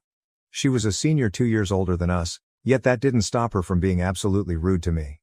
She was a vicious bully in high school, and regrettably, not much has changed since then. Only I could stand up to her back in high school. Everyone else was terrified since Cheryl and her buddies were infamous for mistreating anyone they came across. Some people even moved schools because of their terrible deeds or spreading of tales. They were that horrible. I am not exaggerating. I never feared her, even before Charlie and I began dating. I had always been acquainted with her brother. Cheryl didn't seem like this undefeatable entity to me, as he and I had been great friends and I often stayed out at his house. She seemed like any other child. That's how everyone ought to have seen her, in my opinion, but high school can be weird. Still, I wasn't scared of Cheryl. Once I started dating Charlie, I became even more bold. She probably felt powerless over me, even as a senior, and this disturbed her. She once did something truly terrible to me. As usual, one morning upon opening my locker, dead fish and a lot of fish water dropped on me. Head to toe I was covered in nasty, sticky slime. I had to go home since I was so offended, and it was embarrassing and demoralizing. Though I couldn't prove Cheryl was behind it, I felt it had to be her. We had a severe verbal argument in the cafeteria the day before. I labeled her a brain-dead zombie in front of her friends, some of whom even laughed. She did this to me since she couldn't let that go. Charlie felt it had to be his sister too, and their argument turned out really intense. He managed to convince her to back off, even though he cannot get her to apologize to me. Though Charlie and I have been together for years, Cheryl and I never spoke once that incident occurred. But once Charlie and I got married last year, my in-laws informed Cheryl and me that since we were now family, we had to try more to get along. Some nosy relatives had been questioning our lack of communication or simply glancing at each other during family events, which embarrassed them. Having gone far from high school, I was ready to let the past pass. I agreed to be polite. Cheryl and I shook hands like grown-ups. Though we chose to be friendly at family functions rather than avoid one another, we were not going to be best friends overnight. Things appeared to be going good a year ago. We would say hi and then go on whenever we ran across each other. We had left the bad blood behind us, so I assumed, but then she became cruel once more. She showed up empty-handed on my birthday some few months earlier, which was okay. She then told me she was actually teaching me cooking classes and emailed me an online program she had bought at the party itself while I was opening everyone's gifts. She said it was meant to be a joke, but nobody else laughed and I didn't either. For background, I had done all the cooking for the day alone, hence it was quite nasty. I have always loved working in the kitchen and experimenting, even though I am not a professional chef. Since childhood, cooking has been a pastime of mine. Her comment, she was going to give me cooking lessons, was quite nasty, right after she had eaten a whole dinner I had made. As Charlie had pointed out, everyone knew I produced everything. I took it to heart since I had worked hard and woke up at 6:30 a.m. to make sure everything was perfect. No one truly laughed even once she explained it as a joke. She persisted even though several people laughed merely to let her drop it. She kept insisting she was kidding, but she really thought I should have culinary classes since everything she had eaten that day made her feel sick, and she kept saying she might throw up at any time. She also made jokes on how everyone should clear the path to the bathroom should she have to barf. She was truly approaching my last nerve at the end of the evening, and I felt relief when she left. She didn't even bother bidding farewell after spending the whole day cracking jokes at the expense of my cooking abilities, which, by the way, aren't particularly horrible. Charlie and everyone else told me the food was fantastic, hence I have no idea what she was talking about. To be honest, I had begun to believe she might be a decent human being, but after my birthday I chose to resume neglect of her. She obviously still lived in her high school mean girl form, and someone like her had no right to be friendly with me. Cheryl had her birthday last week. She had to invite me even if we are not getting along since I asked her to my party. Charlie traveling without me would have been strange, hence she invited me in order to maintain family peace. That proved to be rather a blunder. I chose to let her taste her own medication. Based on a few weeks old overheard talk, I handed her the book What to Expect When You're Expecting . For background, Cheryl came up to our place 3 weeks ago. She insisted on talking to Charlie in private and appeared depressed. She didn't realize I was standing immediately outside listening in on their conversation. I left the room to let them chat in the living room. Though I knew it wasn't moral, I was intrigued and wanted to listen in so Charlie could cover for me when she left. Cheryl was pregnant, per what I understood, but she was truly concerned as she felt unprepared to be pregnant. She had come to consult her brother. Charlie advised her to talk to her spouse even if she felt unprepared. Given that the pregnancy was early, they may discuss ending it should she still feel unprepared. He reasoned that chatting to her husband could allow her to relax and take better control of the circumstances. Cheryl left after briefly consoling her. I told Charlie what I had overheard as she left. We both agreed she had been behaving oddly. She appeared strange coming to us instead of her husband even if she wasn't ready for a baby. She said some things that nearly sounded like she needed Charlie's assistance in covertly ending the pregnancy, but he wasn't ready to engage in such dishonest behavior. He thought her husband ought to know before any decisions were taken. Though ultimately the woman's decision is hers, we felt her spouse at least deserved to be included in the conversation given she was married. We had not heard anything else regarding her pregnancy since that day. Still, I decided to pull a small practical joke on her and handed her that book.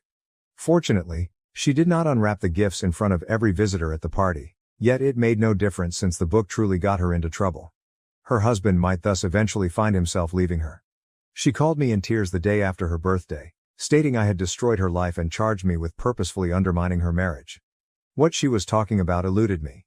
She was so enraged and was screaming at me, so I couldn't even get her to clarify what was happening. She hung up silently, done, without further word. Following that phone chat, my in-laws got in touch and reported exactly what had happened. She apparently had been unwrapping all of her gifts with her husband, and then that book surfaced. I had even left a note stating that Charlie and I wished to congratulate her and affixed it to the book. She hadn't told anyone yet about the pregnancy, but I wanted to play about with her the way she had done on my birthday. I had no clue it would have such dire results. She could not have become pregnant by her spouse since he was sterile. This was unknown to her. She apparently may have been cheating now, and her spouse had already shown suspicion. That book served to validate his misgivings. Though none of the family members know for sure whether she had been cheating or not, let's be honest, she most certainly wasn't biologically incapable of having children. In any case, that is not my line of work. All I know is she had come to Charlie thinking he would assist her covertly in ending the pregnancy. Now we know why she wanted to keep it a secret and why she was so queasy when she spoke with him. She cannot let that happen if she wanted to end the pregnancy without her husband knowing, since she is a homemaker and everything she spends might be followed by him. Even pulling money would be suspect, as it would be a large sum that would beg problems. Cheryl made a great effort to persuade her husband that I was merely teasing and that nothing was happening. He disagreed when she claimed the book was only a hoax. Unless there was some truth to it, he doubted Charlie and I would pull such a joke. He then requested Cheryl to leave, and today she lives with her parents. My in-laws asked me to talk to her husband and persuade him that I had only handed her the book to play about with. Given his suspicions of her adultery, they believed I might get him to approach her and fix things. Her fidelity now begged additional questions. I disagree, since they think I should not have done what I did and that I'm at blame. For the past week, my in-laws and I have been at conflict. Given her behavior at my birthday celebration, I believe I was justified in what I did. I don't think I should accept the fall for this, as I had no idea it would cause so much trouble. She most certainly should have been faithful to her husband if she wanted peace in her marriage. To hold me responsible for it is unfair. Charlie has the same sentiment. Though he believes the present was a little excessive given the events of my birthday celebration, he does not advise me to apologize to Cheryl or even talk to her husband about any of this. Saying we should resolve things since her marriage is in jeopardy, my in-laws keep fighting with us. They believe that should we fail to persuade her spouse that this was only a joke, the family may suffer from divorce. She most certainly was cheating, though, if she was pregnant when she spoke with Charlie and her husband is sterile. Should that be the case, we want no involvement whatsoever or defense of her. Apart from that, the book was only vengeance for the jokes she cracked at my birthday. I had no clue it would result in anything like this. I have nothing to be guilty over. It is not like I did it on intention. Still, they all seem to be behaving as though I'm the villain, the mastermind behind a sinister scheme meant to wipe her off target or otherwise. It's very strange. Suddenly I'm questioning my choices. AITA kindly sent a pregnancy book as a birthday present to my sister-in-law. Update 1, Hi. So it's been 2 weeks since I handed Cheryl that book, and up until now we have avoided talking to her husband. From what we know, she had been cheating on her husband with another man, hence going forward we will also keep to that. Though I'm not sure specifically, I believe it's someone from high school. Worse, I believe it's someone from Charlie's acquaintance group, since a few days ago we spoke, more of an argument, on the phone with Cheryl. She stated it was quite unjust that she was being held accountable for all of this, but Charlie's friend was equally culpable. However, he wasn't getting any criticism and was even unwilling to defend her. Though we don't know exactly who she's referring to, Charlie has quite a few married pals from high school. That's not really our main concern. Managing my in-laws has proved somewhat challenging. I don't believe they have done it yet. They insist I should chat to her spouse before he files for divorce. He keeps telling he'll do it, but if he truly wants to split, he should have done it now. What he is waiting for is unknown to me. Anyway, they believe they still have time and that, if I only talk to him, I could be able to persuade him not to leave her by stating I was only doing a practical joke. I have nothing to do with all of this drama, hence I refuse to allow myself to get caught in it. Though they have been making it somewhat challenging for us, I simply want to back off and relax. Thus, yesterday we had to make a really difficult choice and ultimately block all three of them since they were slightly disturbing us. We can't keep talking to them, trying to help them to grasp where we are coming from. Over 2 weeks have passed. She was truly a bully to me in high school, yet many of the people in the comments on my first post felt it was unacceptable of me to do what I did. She had been cheating, hence I doubt I have to feel guilty about what I did. Still, folks are free to disagree with me in this free nation. Update 2. Hi. 3 days have passed since our last report and at last we were able to identify the person she had been having the affair with. Charlie's friend she mentioned turned out to be among his closest pals. This surprised me somewhat a bit. Because his family was acting somewhat irrationally, Charlie had been complaining to his pals about how challenging things had been for him the past 2 weeks. I suppose his pal chose to come clean as he couldn't tolerate it anymore. He called Charlie and told him he had been seeing Cheryl in an affair. Apparently, all of this began roughly 1 year ago, just around our wedding's time. For us, it was really startling and we are still trying to understand it. Charlie is quite close to every one of his buddies, hence we never expected a betrayal like this. From what we have seen, this guy, who has been married for 3 years, and his wife seem to be truly in love. I personally know the woman. She talks endlessly about her husband. Right now, I just feel somewhat sorry for her. We decided straight away to cut him off, and right now we are not telling anyone since we do not want to discredit him. But we will most certainly not be entertaining this going forward. We even told him to tell his wife straightforward since she is the one who really needs to know the truth. Nobody should ever have to go through what this is like. He also supplied us with evidence of Cheryl cheating on her spouse alongside him. We have come to the conclusion that, at least nothing good would come of it if we allowed ourselves to be pulled into this play. Hence, our last call is keeping them blocked. To what we know, they have not discussed this with anyone else. Everyone still believes we get along well with my in-laws and that Charlie's relatives know nothing about the turmoil underway behind the scene. Given the circumstances, which would be somewhat embarrassing for the family, I'm betting they are keeping things under wraps in order to protect their name. Though I suppose it's a surface motivation, I value their great concern for their perceived image. We don't want to deal with other people right now and it's helping us keep everything secret. As it is, we have sufficient on our plates.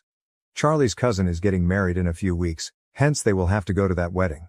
We're not sure whether my in-laws or Cheryl will be there given the present circumstances, but if they decide to go, boy, that will be quite strange for everyone concerned. Update 3. Hey, practically 2 months after my last update is here. Not truly intriguing events occurred in these previous 2 months. We sort of forgot about my in-laws once we cut them off. Their end also lacked news, hence they did not try to get in touch with us. We thought perhaps Cheryl and her husband had been able to sort things out as neither a pregnancy announcement nor a divorce announcement was made. Good for them, then I suppose. Charlie and I know that adultery never stays secret, thus we really don't really care about what's happening in their marriage. When her husband finds out the truth, she will most certainly receive what she deserves. Regarding the pregnancy, I suppose she stopped it some way. In any case, we didn't bother ourselves with it and kept to our own business as whatever happened is not of importance to us.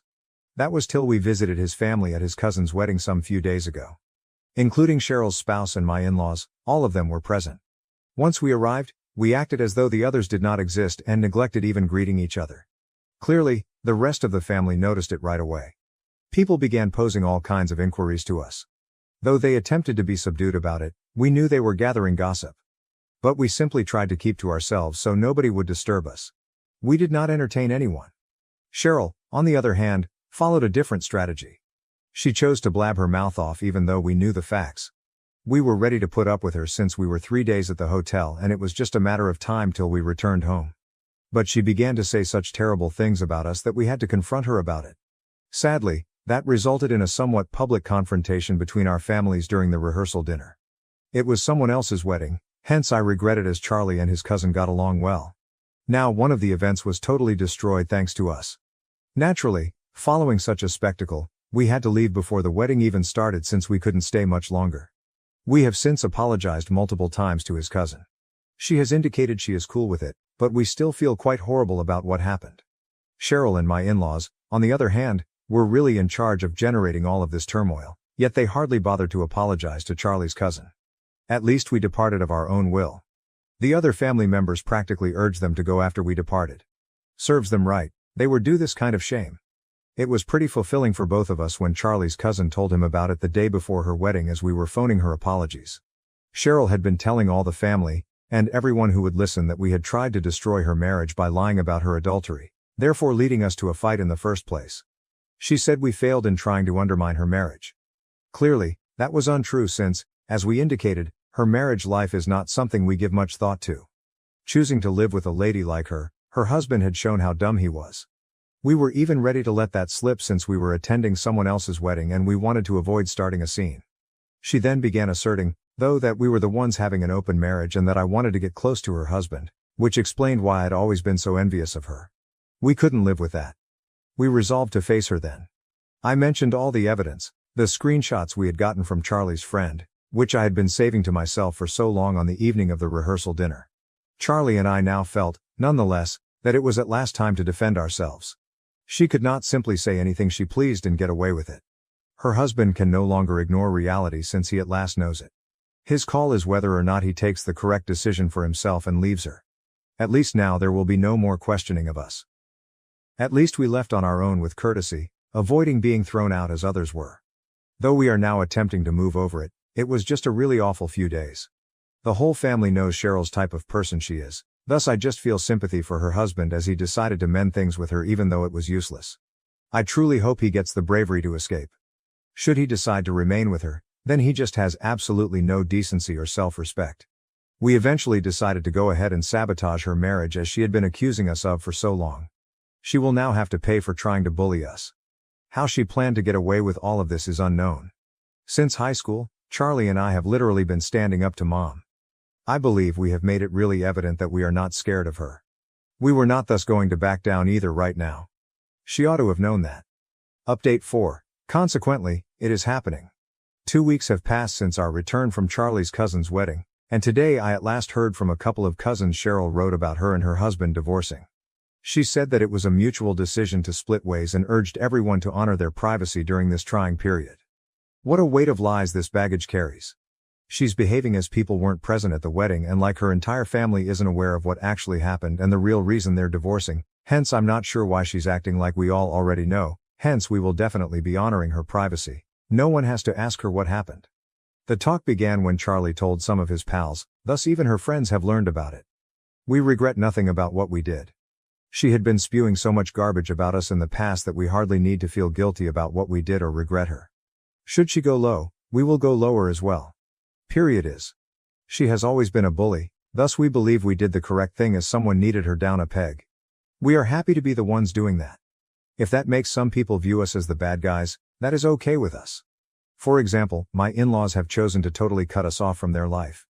They even had their attorney get in touch with Charlie to let him know they had opted to avoid us and most likely would cut us off from the inheritance as well. As like we were going to learn that and start begging for pardon right away. That is not going to transpire. We are not money-based sellouts that one could purchase. Besides, since Cheryl hasn't worked since she graduated and has been depending on either her parents or her husband, they should most likely retain all their money to themselves, presumably for the rest of their lifetime.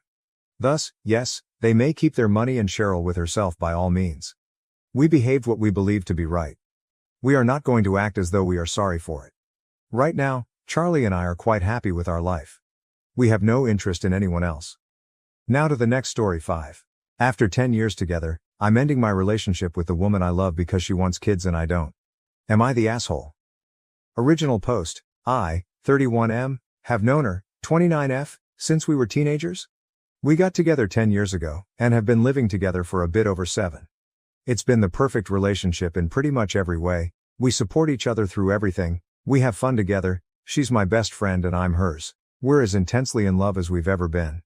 We've discussed marriage a bunch through the years. As of a few years ago it wasn't either of us cup of tea, but more recently she has expressed an interest in tying the knot.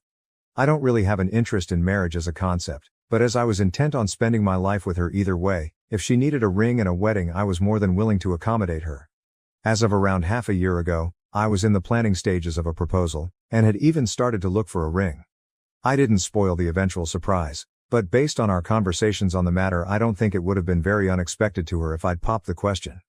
If anything, she must be wondering what's taking so long, at this point. But our desires for the future have diverged in another way, that I can't just compromise over. She wants to be a mother, and I don't want to be a father.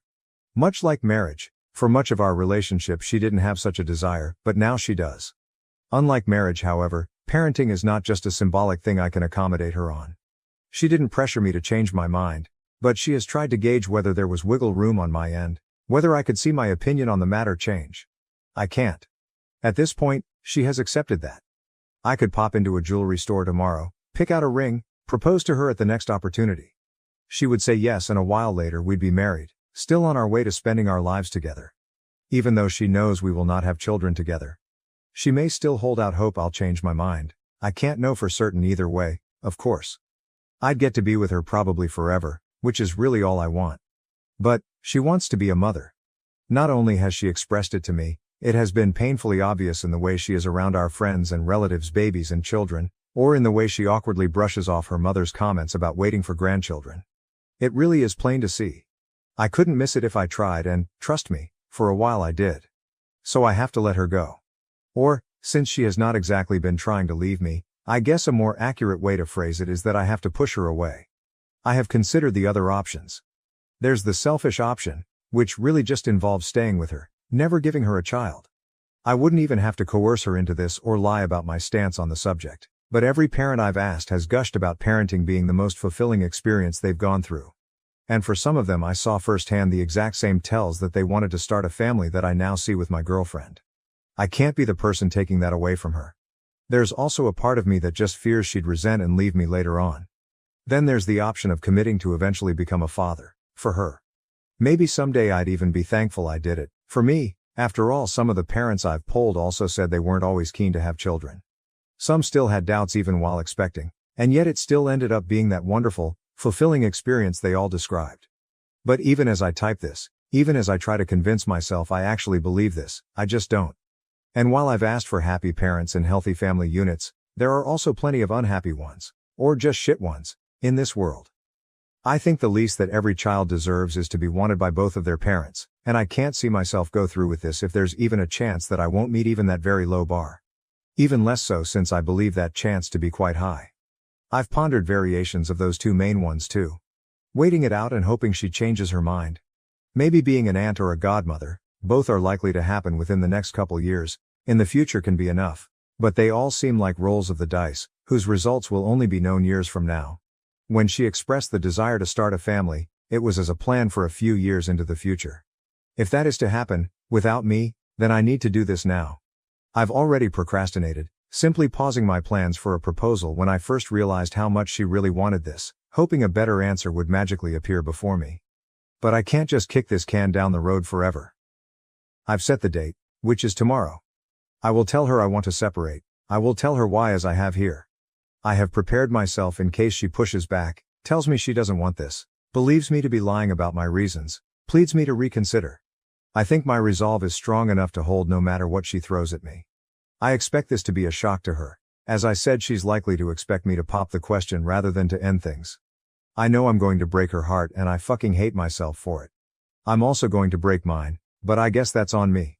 I've already made plans for the aftermath. I know where I'll be staying for a short while after this, so I'll be out of her hair. I've laid out some options for longer-term living arrangements. I already know that everyone around us, my own family included, is gonna think I'm either an asshole or a complete moron. I doubt I'll get much in the way of empathy, but I also won't be looking for it. Can't plan for everything though. Figuring out how to live without her gonna be a bitch. Full transparency, I started writing this hoping I'd talk myself out of pulling that trigger. Hoping that typing it all out would reveal the magical answer I've been hoping for. But it hasn't. If anything, it has reinforced what I already knew. Edit. Some of you are pointing out that I'm taking a choice out of her hands when it should be her decision, or at least a joint one. I actually agree.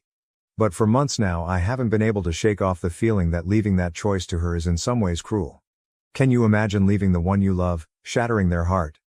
So you can then seek something they couldn't give you elsewhere. The only reason I can make that decision is because yes, I'll be hurting her, but in the hope that she gets something she wants, that I can't give her, out of it. If the roles were reversed, I could never leave her for my own benefit. I know it's still unfair for me to just take away her agency in this. I feel shit about it. I feel shit about a ton of things right now. I'll feel even worse tomorrow. But I don't know what else I can do that doesn't force an impossible choice on her. Edit 2. So this got a wide range of responses. Some of you agree. Some of you think I should be more nuanced in my approach. Some are being really weird and trying to shove sexism into this, or making up fan fiction that twists this into me just looking for an excuse to break up with her. Some also are saying I should just force myself to have children, which I feel are the most bonkers takes. Lots of you are also saying I need a vasectomy. And yes, that is something I plan to do. Among the criticisms saying I shouldn't just make that decision, a lot of you are saying I need to clarify to her how certain I am that I don't want children. I did mention that, maybe I didn't make it clear enough, but that has already happened. She has talked to me about it, about whether there was any chance I'd change my mind. I have been as clear as I could have been that there was not. And she has accepted it and made her choice to stay with me despite that. These are things that have already happened.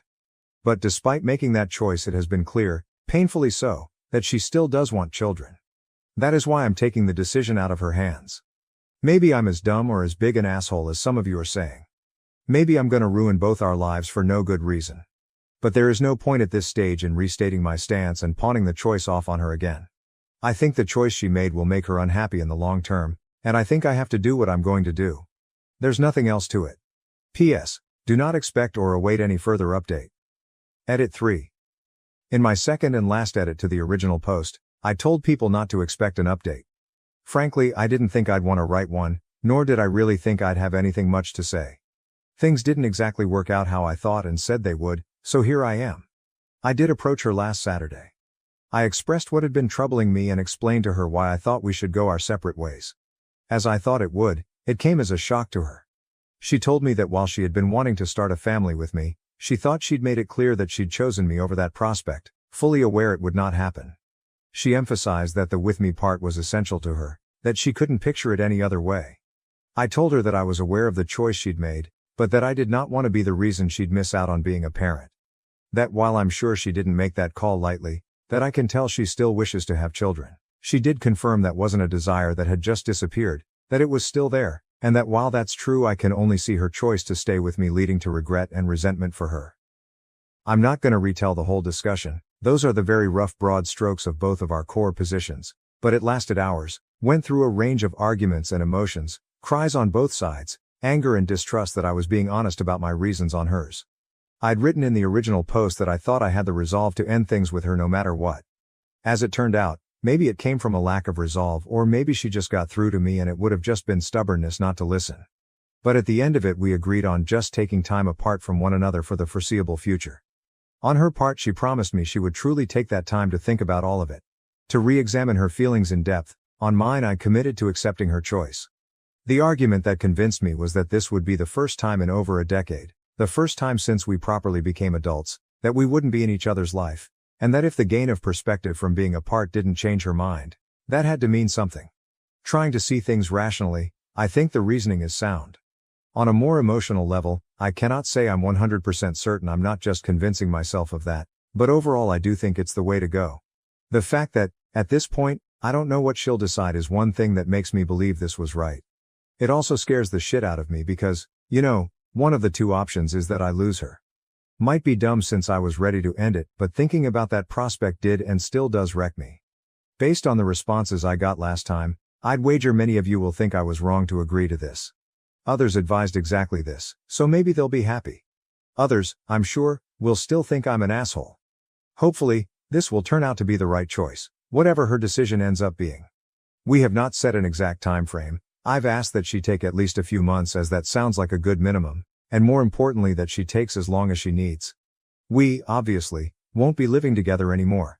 I'm currently staying at a hotel, but, her decision, she will soon, a matter of days, move out of our apartment, at which point I'll move back in. From that point on, we will have no contact with one another at all, except for very strict exceptions which will hopefully not arise, emergencies, personal tragedies. And that's pretty much it. I miss her already. The next while is gonna suck. The aftermath may also suck, but then again this doesn't suck any worse than I was expecting the aftermath of the definitive breakup I thought would happen would suck. I don't want to promise an update that will tell you how it all ends. That is months away, and I don't know that I'll be in a sharing mood. And that's even if this ends with good news. Sorry for that. Hopefully I will though.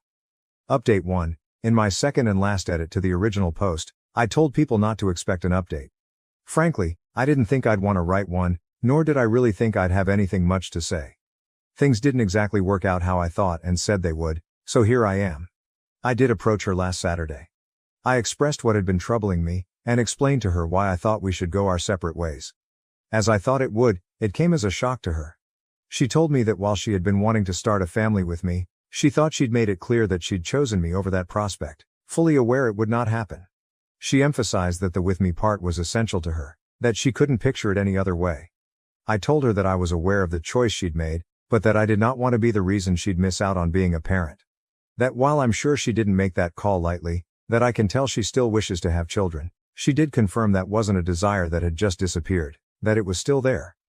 And that while that's true, I can only see her choice to stay with me leading to regret and resentment for her. I'm not going to retell the whole discussion. Those are the very rough broad strokes of both of our core positions, but it lasted hours, went through a range of arguments and emotions, cries on both sides, anger and distrust that I was being honest about my reasons on hers. I'd written in the original post that I thought I had the resolve to end things with her no matter what.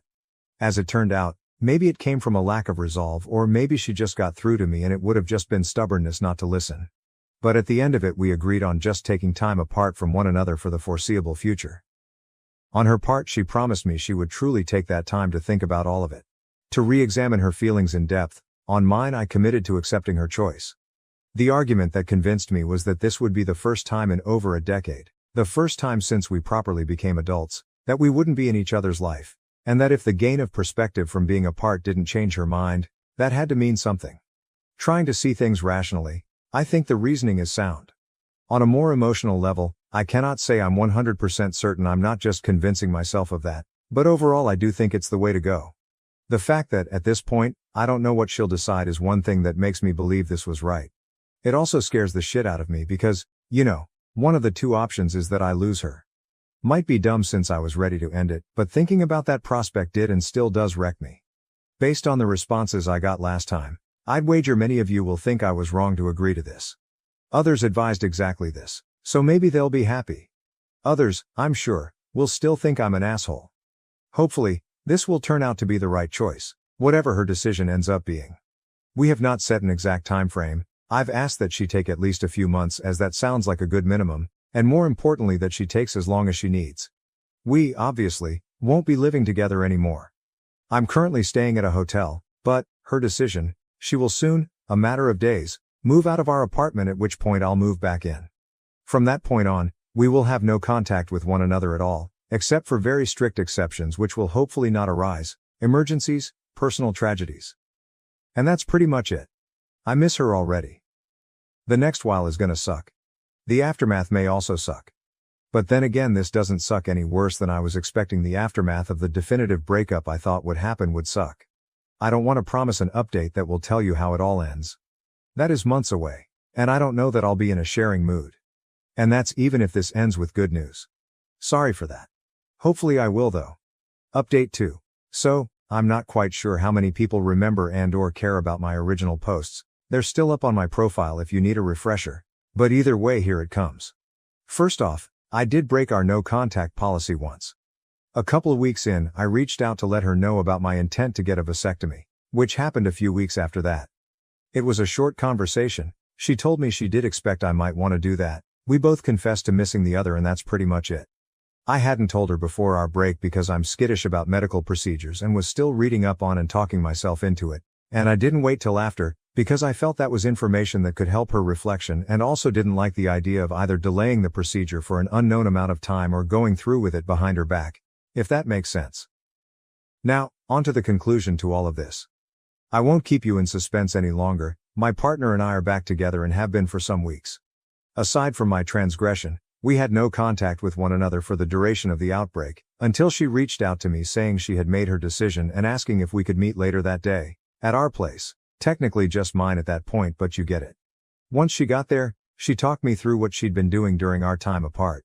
She explained that at first she needed some time adjusting to life without me, not just in the sense of missing me as a person but also of not having a partner for the first time in a decade. Our experiences in that regard were rather similar. I guess we'd both grown to be somewhat codependent. Once she was past that, she started exploring her feelings on parenthood. One thing she did was talk about it with friends and relatives, both with parents, future parents as well as child-free couples, talking about their experience, about how they came to end up where they did. She also made a point to spend time with children, babysitting for friends semi-regularly and stuff like that. There was also a lot of pure introspection, thinking about her feelings as well as our relationship. She told me that while she does love being around children, she can confidently say that she doesn't need children of her own, and that she would rather be with the right person. Lucky for me, she still thinks I'm that person. While we both had to shed a bit of our codependency, the yearning and love for one another didn't go away or dim for either of us. Back to her thoughts on children and not having them, she said that she'd still have children in her life. Her brother and his wife are planning to start a family soon. My own sister, who is on good terms with my partner, already has one. And that would be enough to fulfill that part of her. She said she was sure and asked if I was going to be able to accept her decision. I said yes and thanked her for respecting my own decision not to have children and still wanting to be with me.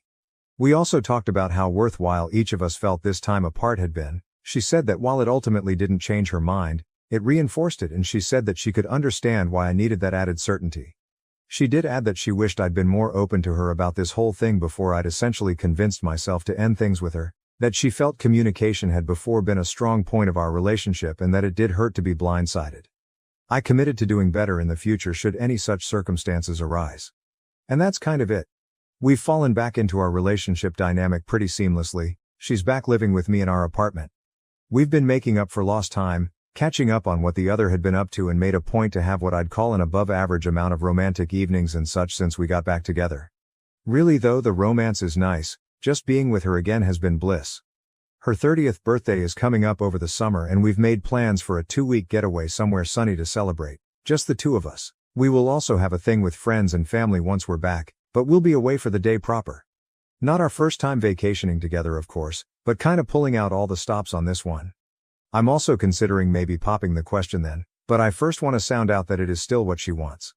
Hopefully I don't completely ruin the surprise trying to figure that out. I'd like to thank those who left comments or reached out in DMs, whether they were messages of support, advice or criticism. I was not in the ideal mindset to accept feedback after my initial submission, but I did find worth in a lot of what I dismissed at the time, rereading those threads, the ones I made but also on another sub they were reposted to, during the past months. This will hopefully be the last update, but I'll try to answer a few comments. Now to the next story 6.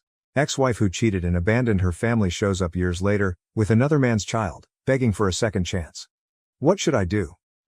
Some background here. I, 37 male, and Angela, 36, my ex-wife, had met in our mid-20s. We met when I was about 24 and we were employed by the same company. We were married after 2 years of dating, and 3 years into our marriage we had 2 kids, now 9 and 7 years old. Though I had told her it would be good with me if she did, I didn't want to put her through anything she didn't want, hence the second pregnancy was unexpected and she wasn't happy about it. She didn't kill it either. Things were still wonderful between us and we were as in love as we could have following our first daughter. After the second pregnancy though, that changed. She started to get rather irritated, sullen, and started to pick on our eldest or me consistently. Just realizing this was due to all the hormones, I tried to reconcile with this new Angela. After some time, we believed this would change. Instead, things just became worse. Around her, my daughter and I learnt to walk on eggshells. She was supposed to be a stay-at-home mom, but I was running everything. After our first child, she had quit her job of her own volition and done all the housework along with looking after our eldest while I worked till she fell pregnant for the second time. She claimed she was too weary to take care of our children and the house, hence we had to get a maid while she was pregnant.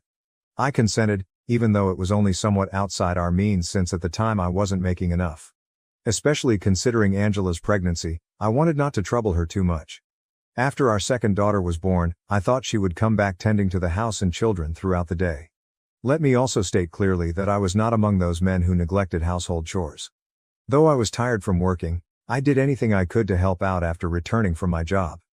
I assumed she would take some time to heal after she delivered our younger daughter, but then we would go back to our regular life. Still, several months passed and she showed no change. She refused to help out around the house and stayed exactly as angry and agitated. She would simply spend all day seated at home watching TV. She hardly engaged in any activities with the children either. She would periodically pay our neighbor to drive them to the park. Though I wouldn't want to come across as hostile, I did feel that way as I was working day and night while she wouldn't even do the minimum at home. Additionally, proving somewhat costly for me to pay for a maid to do all the cooking, cleaning and other domestic tasks was, along with all the other bills, I had to look after and wanted to preserve money for our daughter's futures. Angela refused to assist me in any kind, hence that was practically impossible. After around 6 months following the birth of our younger daughter, I realized we could not continue like this and had to speak with Angela. Knowing this would be a challenging conversation, so I requested my parents to watch our girls for the day. They agreed. That day, I sat Angela down and told her I realized she was fatigued with 2 pregnancies, but I needed her to assist me and coordinate with me. I told her that we were finding a maid to be too costly, and I needed her to respect her word and return to at least some of the housework so we may renegotiate and cut the housekeeper's pay to save some money. She claimed she was too busy watching the children to handle any of the housework, so she turned down the proposal right away. She also advised me to start making more instead of justifying our financial condition by pointing out her guilt. Although I attempted to persuade her I was already doing my best, if we were to make this marriage work she needed to help too. I also mentioned how, from what I knew, she simply let the children watch television with her for hours while she watched tacky reality TV, neglecting their needs. The housekeeping had remarked to me casually this as well. She flared up and accused me of spying on her through the maid, so I quickly understood that bringing this up was a big mistake. Saying she was done being pushed about by me and forced to do all the labor while I purportedly did nothing except sit at a desk for a few hours each day, she went on a rant against me. Claiming I should be the man of the house, she then chastised me for asking her to help and blamed me for not being able to pay a maid. While I was the rational one expecting her to help the house, her charges were utterly nonsensical and she was merely grabbing at straws to give the impression that her not doing anything all day was normal. We finally got into a huge argument and she labeled me a loser unable to afford to be with a woman like her. Given how terrified our eldest daughter was of her, I responded by accusing her of being a lazy cow who had already failed at being a good mother. Now she was failing as a wife too. That comment definitely spoke to her, and she pushed me hard. I stumbled, fell back on the coffee table, broke the glass and hurt myself. I had to get hurried to the ER. She continued to apologize and weep all through, but fortunately my back was only mildly injured. She had to move out. I told her I no longer trusted her. Around the children, I couldn't trust her either as I had no idea when she could lose her fury once more and damage them as well. While Angela was still living, I urged our parents to look after our daughters. She kept protesting for a week, pledging she would never let something like that happen once more, but I couldn't believe her. She begged me to give her another chance. I almost filed for divorce. By the conclusion of the week, we decided she would receive therapy and go live with her parents for some period. I would let her move back in with us only once she had been vetted by a medical professional. She was willing to work on it and improve, thus clearly something was quite wrong with her since happy individuals do not act that way. I also wanted my girls to have their mother, hence I chose not to divorce her just yet and give our marriage another go. While we were living apart, we also began marriage counseling. But, ultimately it proved to be ineffective.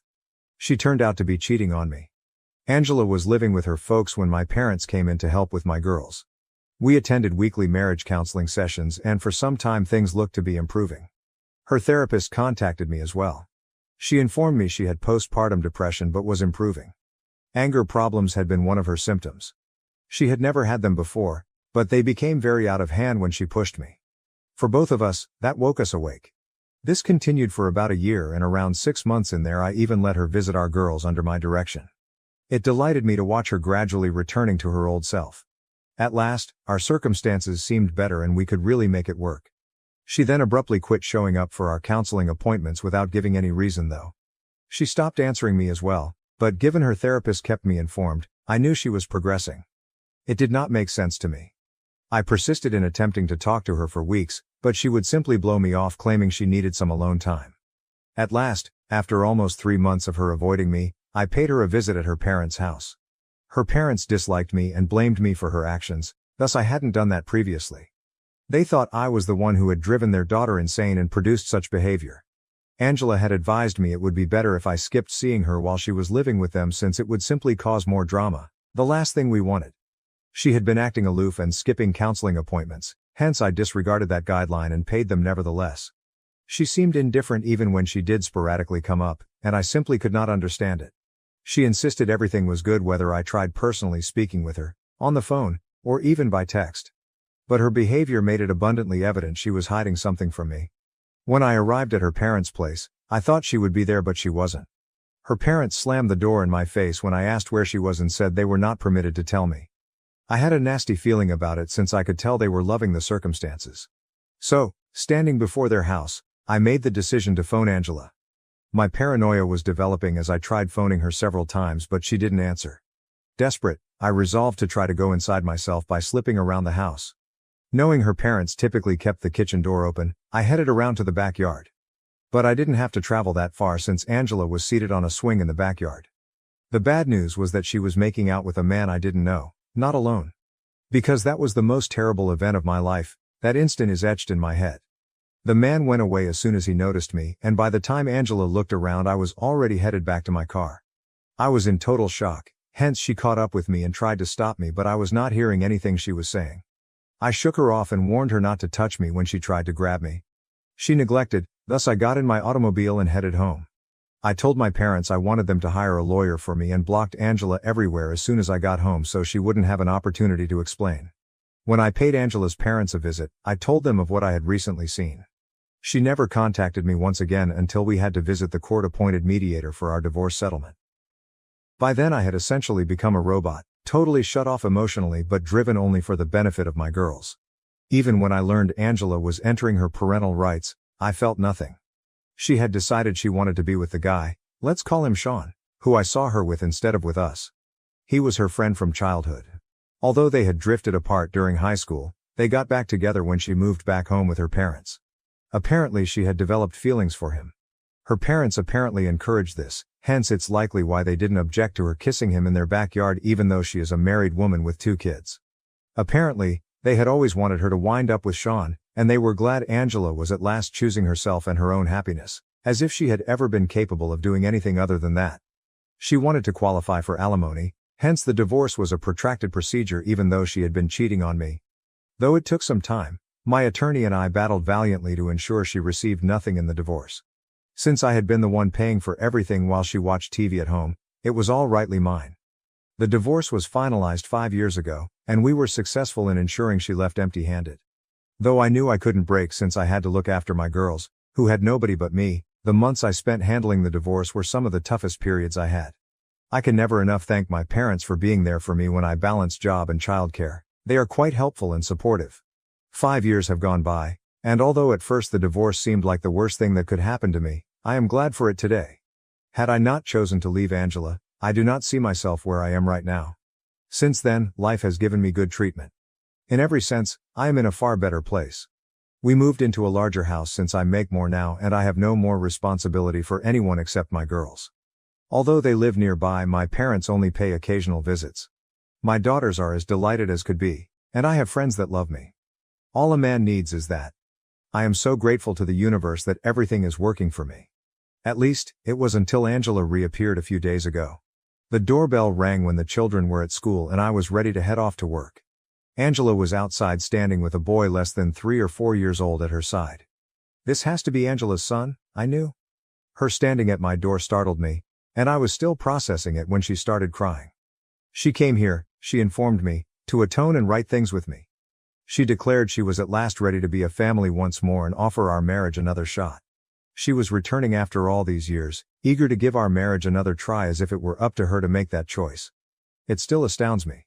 I chose in a short second to shut the door and turn her away since I wanted to avoid whatever this was.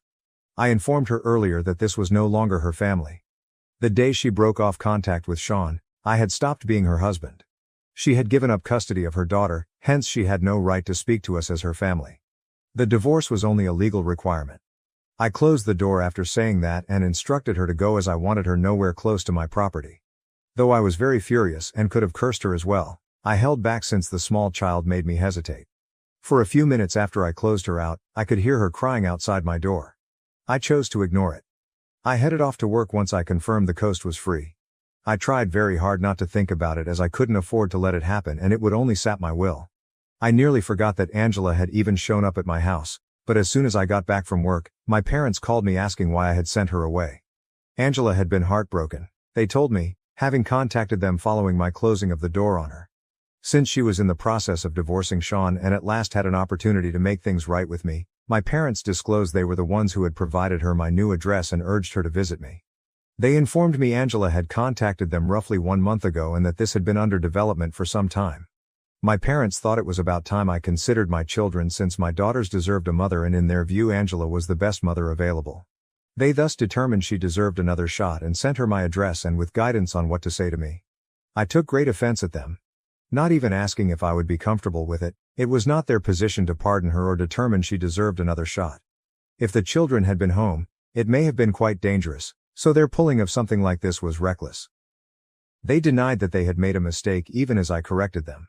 They claimed they had an equal right to decide what was best for the girls since they had taken care of the kids and aided me during my divorce. They also said they still periodically look after them. They thought it pointless whether or not I wanted to fix things with Angela since they had influence in the situation as well. Their belief in that seemed ludicrous to me. My daughters are mine, not hers at the end of the day. Although I value my parents and will always be appreciative of what they did during the divorce, I do not believe it was their place to let Angela re-enter my life. We argued a little, but they felt that by not giving Angela another opportunity, I was the one acting selfishly. They assured me they had done their due research and she was a different woman now, deserving of living with my girls. They claimed it was offensive to consider they would endanger my girls or me even when I informed them she had signed her rights away. Being too conceited to realize that my daughters needed their mother, they said I was destroying their life. It has been a couple days now, and I do not believe I was selfish or out of line. I have given this much thought. Update 1. Angela arrived up to my home with her son approximately a week ago, and lately I learned the truth about her connection with her parents. Since I'm still trying to understand it personally, and I honestly find it so upsetting not even knowing where to start. How all of them have deceived me without thinking twice is unbelievable. Apparently, my parents had been in communication with Angela all along in addition to telling her my new address. After the divorce, I cut her off from my life, but they hadn't since they thought she would visit at some time. They hardly spoke, just once a month perhaps, but that was plenty for me to feel cheated from. After Angela was handed the divorce papers, Sean had Angela sign away her rights. He had set her an ultimatum. Either keep in contact with her children and battle for custody, therefore leaving him behind, or ditch her family and establish a new life with him. According to my parents, she had had a tough decision. She chose Sean and opted to start a new family with him rather than remain with the one she already knew. Angela had contacted her parents soon after I filed for divorce to explain her circumstances and request their assistance since she still wanted to keep intimate contact with her children. She said she felt driven into a position by both Sean pushing her to completely forsake her children and me advocating for full custody with supervised visits. Her prospects of obtaining partial custody were low even if she battled for custody and opposed Sean because of the circumstances of our divorce and her history of anger management problems. Her time and money seemed wasted fighting for custody. Should she choose to battle, she had a very real risk losing Sean and custody of our girls in the end. My parents entered at that point. Angela visited with them individually and essentially begged them to let her keep contact with our girls. She asked them to be a link between her and the children, thereby helping her out. Angela understood she would lose any visitation rights once she signed away her parental rights. As their grandparents, my parents intended to take advantage of their visiting rights though. By going behind my back to let Angela meet our girls, they effectively misled me for years. Saying Angela's plight resonated with them, they explained their behavior as they couldn't, in good conscience, keep a mother apart from her children. Still, stabbing their own son in the rear seemed to have no effect on their conscience at all. They acknowledged that Angela would be invited over and allowed to spend time with them anytime I left the children off at their place. My parents would pay my daughters toys and candy to be quiet, hence they never told me they were seeing their mother. My girls would tell me they played games with their grandparents and their friend anytime I asked what they had done at their grandparents' house. I always assumed they were referring to my parents' real friends, whom I already knew, but apparently my parents had told my daughters to call their mother the friend should I ask about their day. Although I couldn't believe my girls had been lying to me. I pardoned them since Angela and my parents had obviously coerced and threatened them into silence. It's only for kids. I asked my daughters whether they had been meeting their mother behind my back once I found the truth out from my parents. They began to cry and informed me they felt they would be punished by God should they say anything, so they were unable to say anything. Angela and my dad have to have really hammered it into their minds that telling me the truth would have disastrous results. They had been so evasive and covert all along for this reason. For never asking my girls which of their parents' friends they had been seeing, I also felt like a bad father. I never would have known. It could have been someone deadly simply. But since I am receiving a restraining order against all of them, I am ending this right now. Since my parents emailed me confessing everything following our argument, I already had written evidence. They thought the email would help me to understand Angela's desperation to be a mother to her daughters while juggling her relationship with Sean. Though all it accomplished was to prove they were all lying to me and I couldn't trust anyone anymore, they believed it would make me forgive everyone involved. Angela signed away her parental rights and had to sneak about to meet the children like it was a crime, all because Sean wanted her to have no contact with her former family. Which is ironic. Originally meant to be her one true love, all of it was for nothing as they are divorcing. Though according to my parents Sean now wants nothing to do with any of them, they even had a son together. Angela didn't want to depart since their son had just begun kindergarten and she had started working again. He got a job offer and is leaving in a few months. Their arguments had been getting more intense for some time. 3 months ago, Sean told her he was done and headed off to accept the job. Though all this disclosure did was make me feel as though justice had at last been done, it was meant to make me sorry for Angela. My attorney has already advised me. The petition for restraining orders has been filed. My daughters and I have also had a decent conversation on everything. I warned them they would never see their mother or grandparents once again going forward. They seem good right now, but we are still working through it in therapy since I know this will be challenging for them. For the past 5 years, they most certainly have found it difficult. This ends immediately.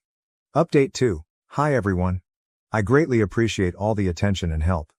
I truly appreciate all the wonderful blessings and messages directed towards my girls. Angela and my parents should show up in court in a few days. They have been issued restraining orders. I have blocked them on every platform, thus I have no idea how they feel about any of this. I have also advised friends not to talk to them should they try to get in touch. I have been working from home for the past few days and have added security around my place. I told the school where my girls go. I first wanted not to send the children to school for a few days, but I wanted their education not to suffer as a result. Their teachers are now monitoring them. None save me is permitted to pick them up after school. Things have so far been nice. I hope they will keep away once the restraining orders are issued. Update 3. Hello, here is a brief update, but we obtained restraining orders. Angela, my parents and Sean have to keep their distance from me and my girls for the next 5 years, else, they will suffer major penalties. The previous time I saw them, they appeared really hostile, hence I am maintaining all the security precautions for a period since I want to avoid any risk. Regular family counseling sessions are attended by my daughters and me. I think we will make great progress in the next months. To be honest, we have already advanced really much. Right now I just want my daughters to be happy. That is all. Kindly keep forwarding us your best wishes, we really need them. Now to the next story 7. After abandoning us for his online girlfriend and vanishing for 8 years, my husband suddenly reappears with an offer to rejoin our lives.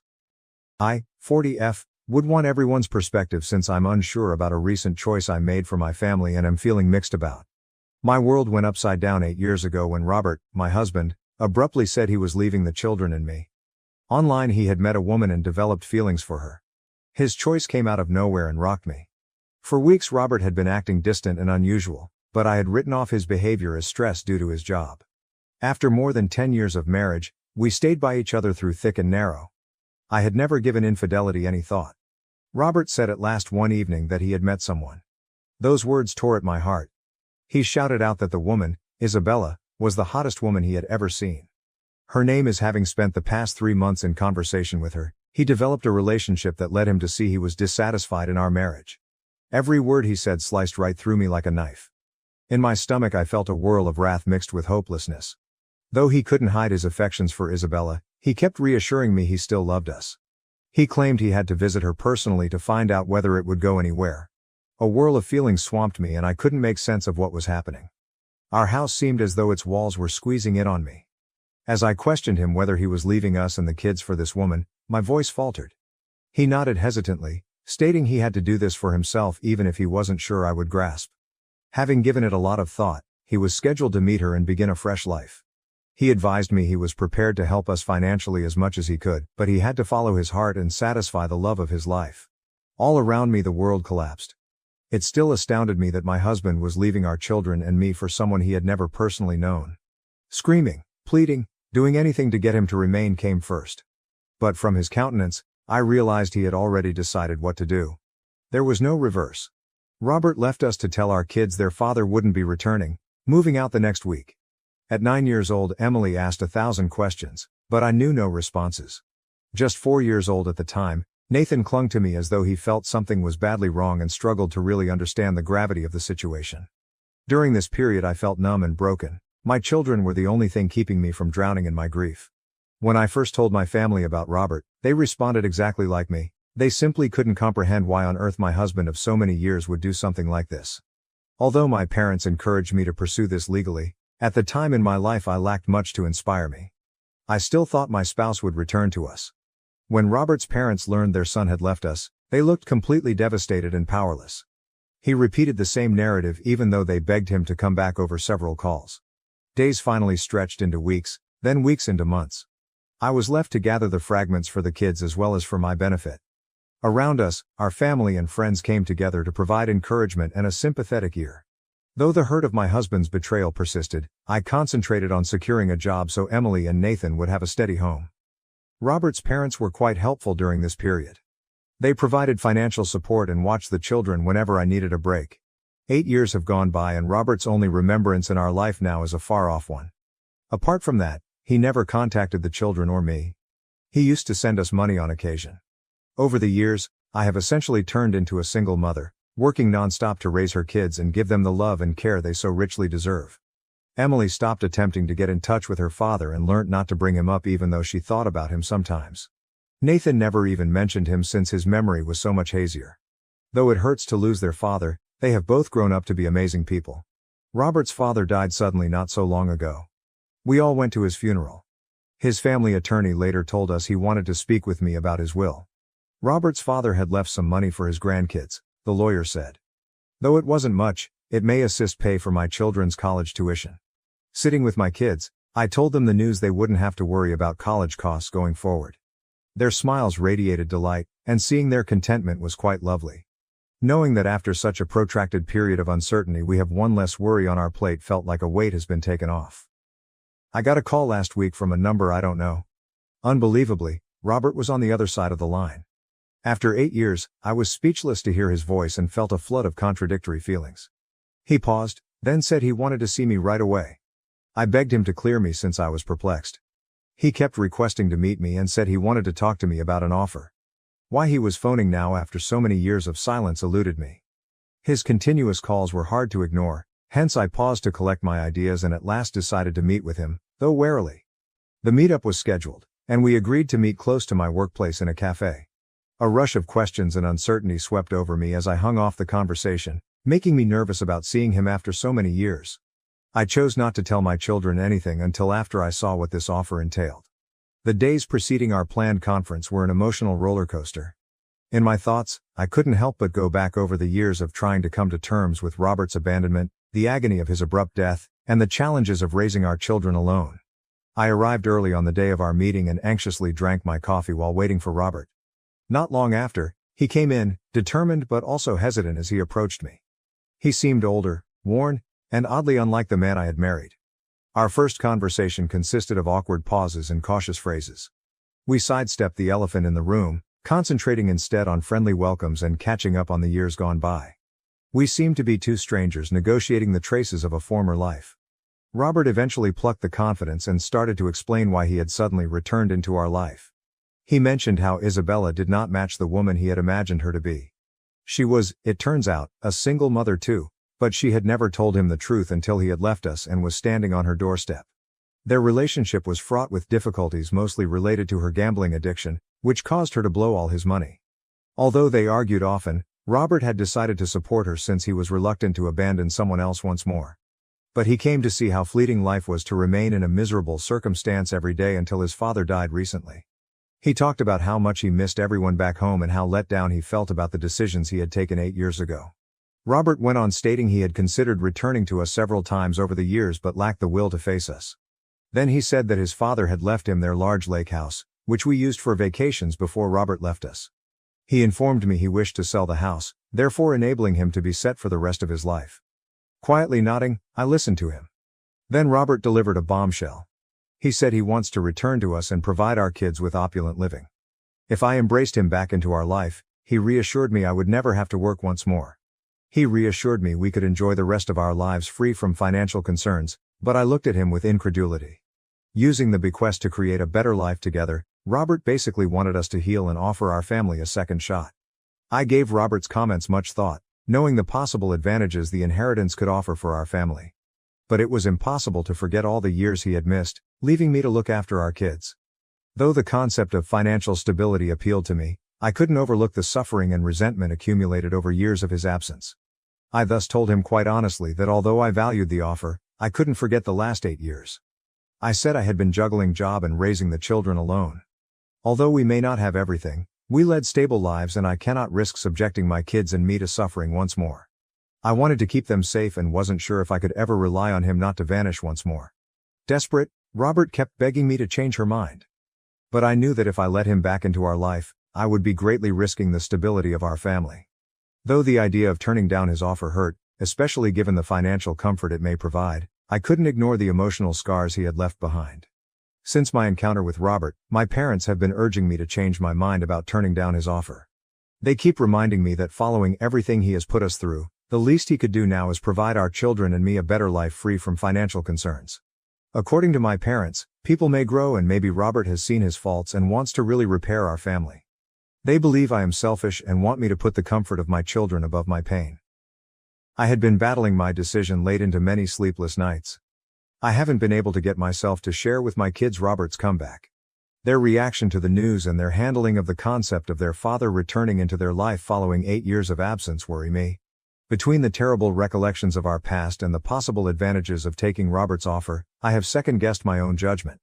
So Reddit, am I the bad guy for turning down Robert's offer and maybe holding my kids and ourselves away from a better life? Update 1. In a few days, people left hundreds of comments and messages for me. That most of you don't believe I'm in the wrong makes me happy. After considering everyone's recommendations, I realized it was time to talk candidly with Robert's kids. Having him resurfaced in their life and shocking them was the last thing I wanted. After supper, I sat Emily and Nathan down today to gently introduce the topic. I started by sharing with them the surprising return of their father and his offer to re-enter our life. Their expressions showed a mixture of uncertainty and interest as they worked to grasp what I was saying. Their responses differed depending on whether I told them he had inherited the lake house and wanted to sell it to aid us financially. Now 17 years old, Emily displayed a range of feelings, from shock to fury.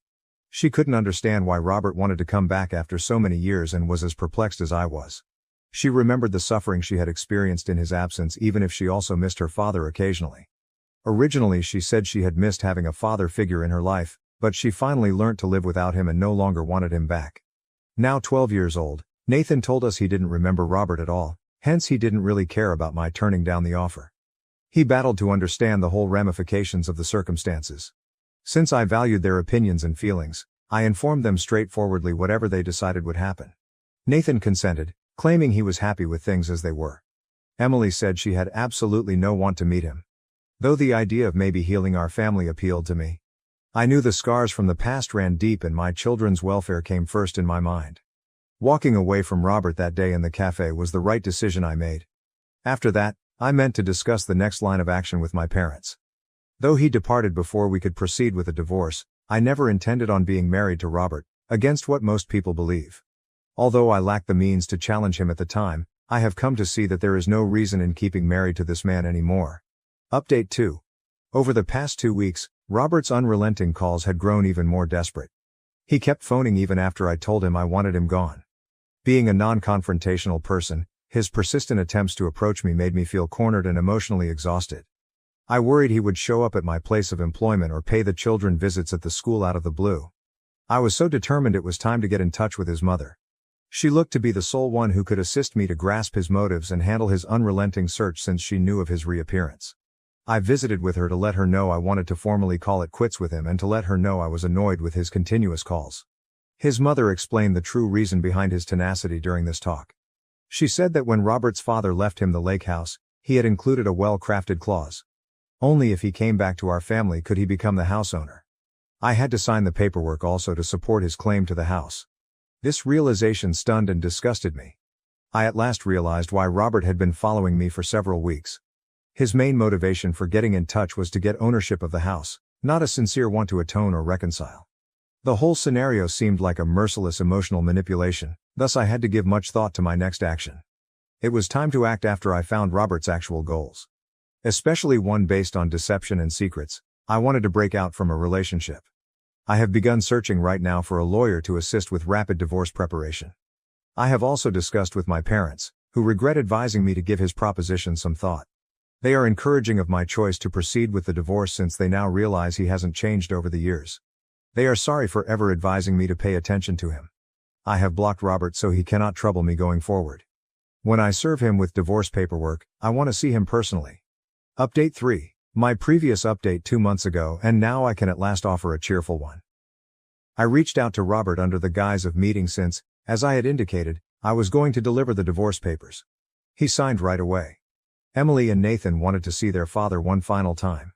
They had many questions, and I felt it was important for them to get some closure despite the hurt of the past. We set up a meeting in a neutral location, a nearby park where we had many joyful family memories before Robert left. While Nathan clutched to my side uneasily, Emily's eyes were full with questions and doubt as she stared at her father. I began by telling him I knew his actual reason for getting in touch after so long. Robert objected that he really wanted us to give him another chance, not only the phrase in his father's will that drove him. Knowing I could not believe another word this man spoke, I shook my head in disgust. We were done. I informed him, and the least he could do to provide our kids some closure was respond to their questions. He nodded quietly. Emily first asked him whether it was worth it to be leaving us for another woman. Robert said he was disoriented and had made a terrible mistake, ashamed looking down. With a more direct approach, Nathan asked him if discovering his happiness came before abandoning his wife and children. Robert inhaled deeply, then said he wasn't thinking well at the time and acknowledged he was mistaken in leaving us. Strong and perceptive, my children were not happy with only those responses. Saying he was in a midlife crisis, Robert tried to defend his affair. Robert revealed sensitive aspects of his life with Isabella, the challenges they encountered, and his awareness that he had been running after a mirage as the talk went on. Though I doubted Emily and Nathan thought he was credible, they listened carefully. They wanted to know why he had never stayed in touch and whether he truly regretfully left us. There was agony in the voices of my children. Robert said he had been paralyzed by his own guilt and had no idea how to deal with the fallout from his behavior. He underlined again that he could give us a luxurious life right now and that he wanted us to be whole once more. Looking into the eyes of my children, I realized the choice was obvious. They shared my lack of belief. They would not let Robert waltz back into our life paying money as a temporary repair for the harm he had done. It was a matter of ethics, of defending the courage and resiliency my children and I had displayed over his absence during the preceding 8 years. Resolved, I informed him we had moved past him and we no longer needed his money or him. As he examined the divorce paperwork, I could see a mixture of regret and disappointment. Saying he really wanted to make up for those lost years, he begged me, but I was firm in my decision. Then he told me we could both gain from it if he promised to divide the lake house selling earnings with me. Emily said we didn't need his charity money, and Nathan nodded in agreement, adding we had what we needed to be happy. I suppose Robert started to cry at this moment as he at last understood what a major error he had made. He continued apologizing to the children, realizing he had made a horrible mistake by abandoning us and knew we could never pardon him. That day I felt free at last as I strolled away from the park hand in hand with Emily and Nathan. I had never realized how big of a load I had silently carried for the benefit of my kids. Watching my kids stand up for me and have my back felt great. Our divorce will follow my determination. Though I know it may be some time until I am formally free of him, I intend to take some time off to spend with my kids in between. We have been eagerly awaiting this trip for a long time. Going to Disneyland. To help offset the terrible memories of the past, I want to build lovely memories full of laughter and happiness with my children. I know that we can boldly and resiliently confront whatever the future presents as long as we have each other. My children and I are on a road toward healing and building a new, solid, and honest life despite the difficulties and emotional upheaval we have gone through. Though this chapter is far from finished, we will be creating our own story from now on, and I'm resolved to make sure it is one full of love, trust, and development. Update 4. I have some fantastic news to share since my previous post. It feels like a major success since I was promoted at my job. It took me some time to get here, but at last I am making a decent living that will let me give much more for my family. Along with financial stability, the encouragement makes one happy to know that their effort has paid off. The divorce process is running smoothly overall at last. After knowing the background between my husband and me, I have engaged a great attorney who is sure the divorce will go without a hitch. Though it could not be easy, our closure and a fresh start depend on it. Over this period, my family and friends have been at my side offering encouragement. Having more than enough now, I intend to send my kids to therapy. Knowing that my kids can struggle with abandonment, I want them to better manage their feelings and go over any residual worries. After looking at therapists who specialize in handling such problems, I came across a sympathetic and seasoned one who focuses on guiding children and families through challenging emotions. As a parent, meanwhile, I think about encouraging my children to explore hobbies outside of their course of study. Emily, my daughter, spends hours painting exquisite works of art for our house. She has a great gift for it. Nathan, my son, has always been naturally gifted at soccer. We spend our weekends supporting him at his games. Seeing my kids living vibrant lives makes me proud. About Robert, we haven't gotten in touch and I think it's better to keep it that way. As many of you rightly guessed, one day Isabella, his affair partner, approached me out of the blue. The message was hatred and animosity toward me for purportedly stealing Robert away from her, not an apology as one would expect from the other woman. She blamed me for their relationship failing and charged me with being the reason he left. Isabella attacked me in her letters, calling me names and leveling cruel charges. She asked me why I had brought Robert back to our family and said I had coached him. The messages were hostile and disturbing, and the degree of her wrath overwhelmed me. This woman had the guts to be upset with me when she was the reason my family split 8 years ago, and it astounded me. I answered her saying I was in the process of divorcing Robert and that I had no want to remain with him. She had no right to get in touch with me, so I reminded her of the suffering and uncertainty our family had experienced when Robert left for her. I underlined how my children had endured, and how our lives had been inverted all those years ago. I made it plain that I never wanted him back and that she should blame her gambling addiction and herself if she needed to assign blame. After delivering the message, I blocked her, hopefully preventing her from trying to get in touch once more. I want her to not ruin the quiet life my kids and I have created. Regarding Robert's mother, I do chat to her occasionally since she has always been polite to me.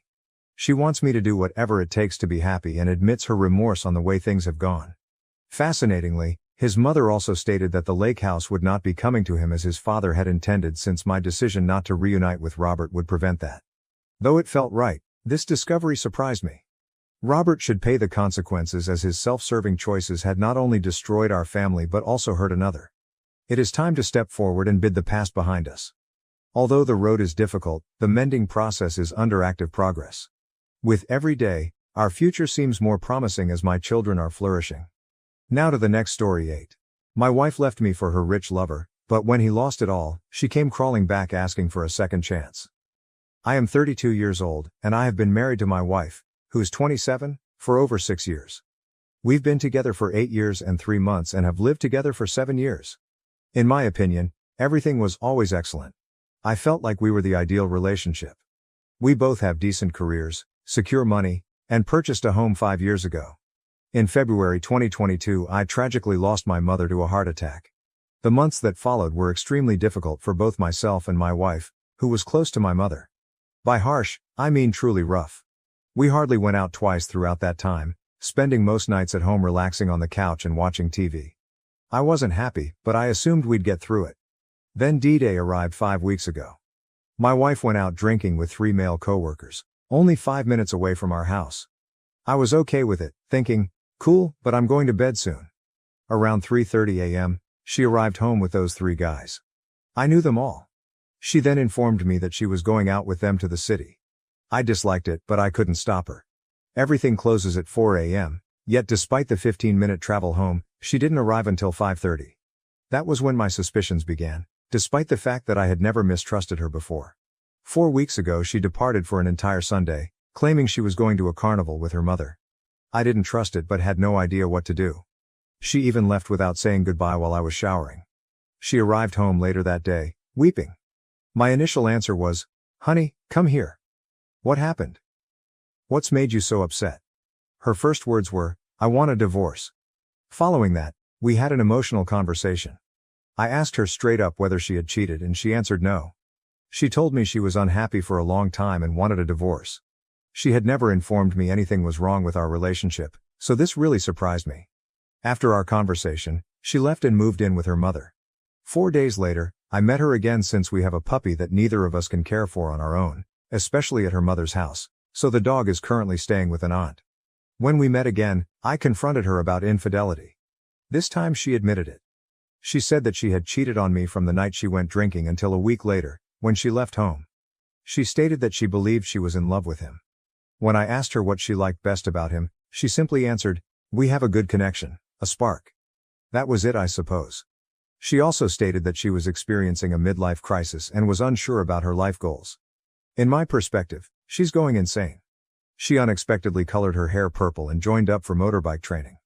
I attempted to reconcile with her during the first week or two of her departure, but she refused to budge. Every significant message I sent her was ignored. She did respond to light ones, but her responses were brief and arrogant. I really don't recognize my wife anymore. Her personality appeared to transform in just 1 week. She treats me as if I never existed in her life, as if I were a piece of junk. Is this a protective strategy to make things easier for her by pushing her issues into the future? Has she truly changed and feels this way now? How on earth is that possible? I mean, I get that falling in love is a fantastic experience, but what will happen to her after a few months when the honeymoon period with this guy is gone and she wakes up from it all? I've had a lot of conflicting sentiments. I resent her for cheating on me, and I'm incredibly disappointed. But I also see and understand that the foundation of our marriage has always been strong. 5 weeks have passed since D-Day. She still hasn't filed for divorce and neither have I. I'm not sure, but I believe she's still seeing the person she cheated on me with. To be honest, I am split between saving our marriage and ending it. Right now, I don't care if we get back together or divorce. I honestly do not know what to do. If I file for divorce now, I might regret it later for being too quick, but I also can't keep living in this state of limbo, still legally married, but she's already gone. Edit. For the first 4 days after she departed, I was unsure if she had cheated on me or not. Those were the toughest days because I felt so horrible and as if I had messed up everything. But as she admitted to cheating, those sentiments began to vanish. Even if I share responsibility for some aspects of our divorce, it is entirely her fault. She never showed me she was unhappy. She appeared pleased, as if she could have been an actress. She never mentioned being dissatisfied or what needed to change. To top it all off, she has cheated and continues to do so. This is finished. I no longer feel there is a way out of this. Also, I don't miss her right now. Sure, I miss who we were as a couple, but who is she now? Honestly, I almost feel sorry for the next guy whose heart she's bound to shatter. To be honest, I'm doing really well after my mother died. Of course, I had other issues at the time, but I was finally getting out of the funk and climbing back up. I wanted to go outside, drink, have fun, ride my motorcycle, etc., but then she cheated and kicked me back into the ravine. It will be all right in time, but I have to say that I am not looking forward to the holidays. No mother, no wife, and my father is alone after 40 years of marriage. But we will deal with it. Life carries on. Fortunately, I have a wonderful sister and a close circle of friends who I have known for over 20 years. I'm not ready to return to single life, but I am also a little excited. I haven't dated in almost 8 years, and I haven't gone out without first checking in with my partner.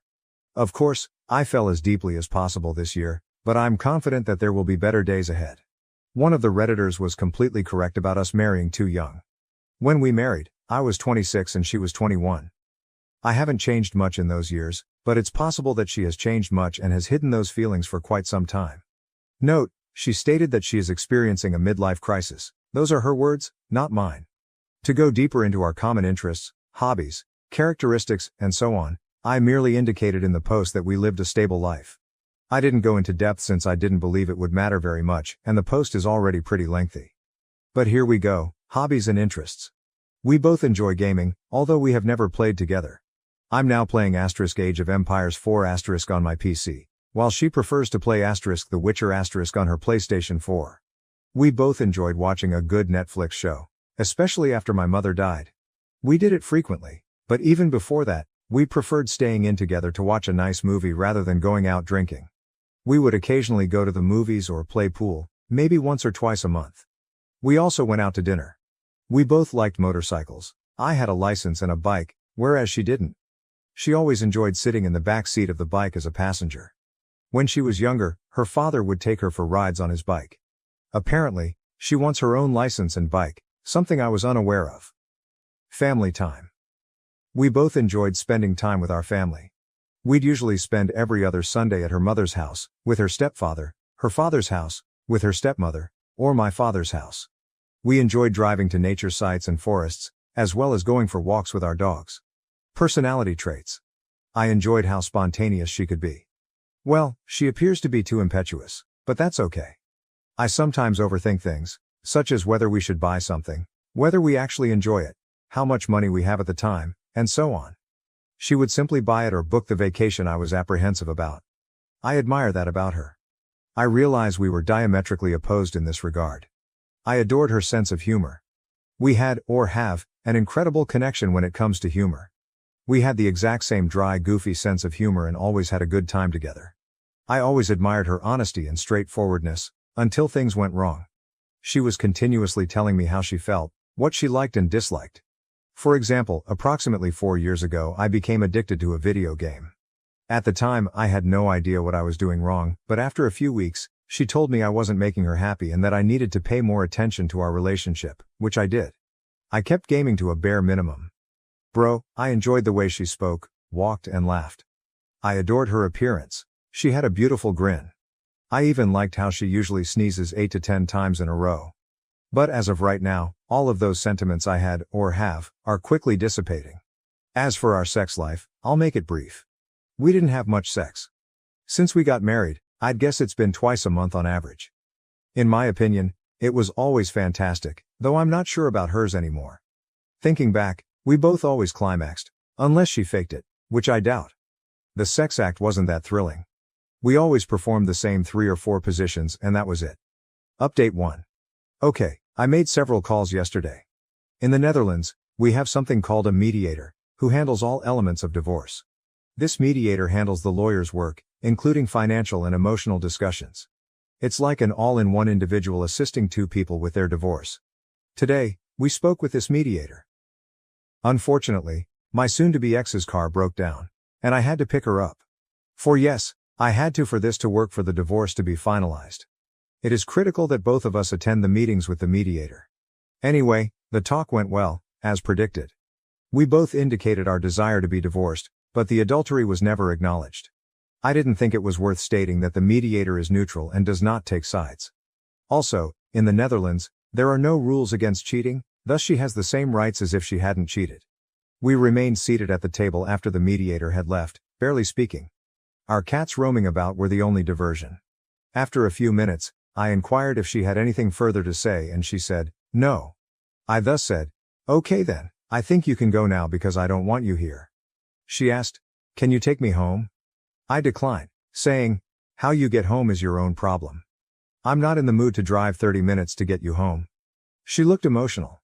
I believe she expected me to drive her home because, in the past, I had done everything for her. After that, she called her mother, who will pick her up in about an hour. She left the house stating, I'm going for a walk for about an hour until mom arrives to pick me up. She seemed hurt and emotional as she departed, but I'm staying strong. I still notice a lot of unusual behavior on her part, and I believe she is still in the affair fog. Despite everything, I still love her for who she was, but for the time being, I'm staying tough and treating her as if she meant nothing to me. Edit. As of right now, she means nothing to me. She is just no longer the woman I loved and remained faithful to. Query. I have a query that requires some context. For the past 11 years, I have worked as a driver for a transportation firm called Supertrans. I resigned that job 4 months ago and got a new one with another transportation firm. Around 1.5 years ago, I secured my soon-to-be ex a job at Supertrans. She worked in the office, and I was the driver. I also know her affair partner, AP, who works in the warehouse at Supertrans. Because I worked there for 11 years, I know everyone in the Supertrans office. Everyone liked me, and I was close friends with some of the dispatchers. As far as I know, my old co-workers, her present co-workers, are aware that we are divorcing, but no one is aware that she is, or has been, having an affair with AP, a warehouse employee. Her direct co-worker, who works at the desk next to her, is a 32-year-old gay man who was also present on the night my wife cheated. I will call him Thomas. However, he left early that night. Thomas was one of my favorite persons at their office, and he also liked me a lot. My soon-to-be ex is currently on vacation and will return to work next Monday. I know Thomas likes me and wants the best for me. I'm seriously considering sending Thomas a message explaining what occurred and revealing the affair to him. Of course, I'd like to warn him that my wife has no morals and cannot be trusted. I mean, Thomas has to work with her on a daily basis. I want him to understand what kind of person my soon-to-be ex is.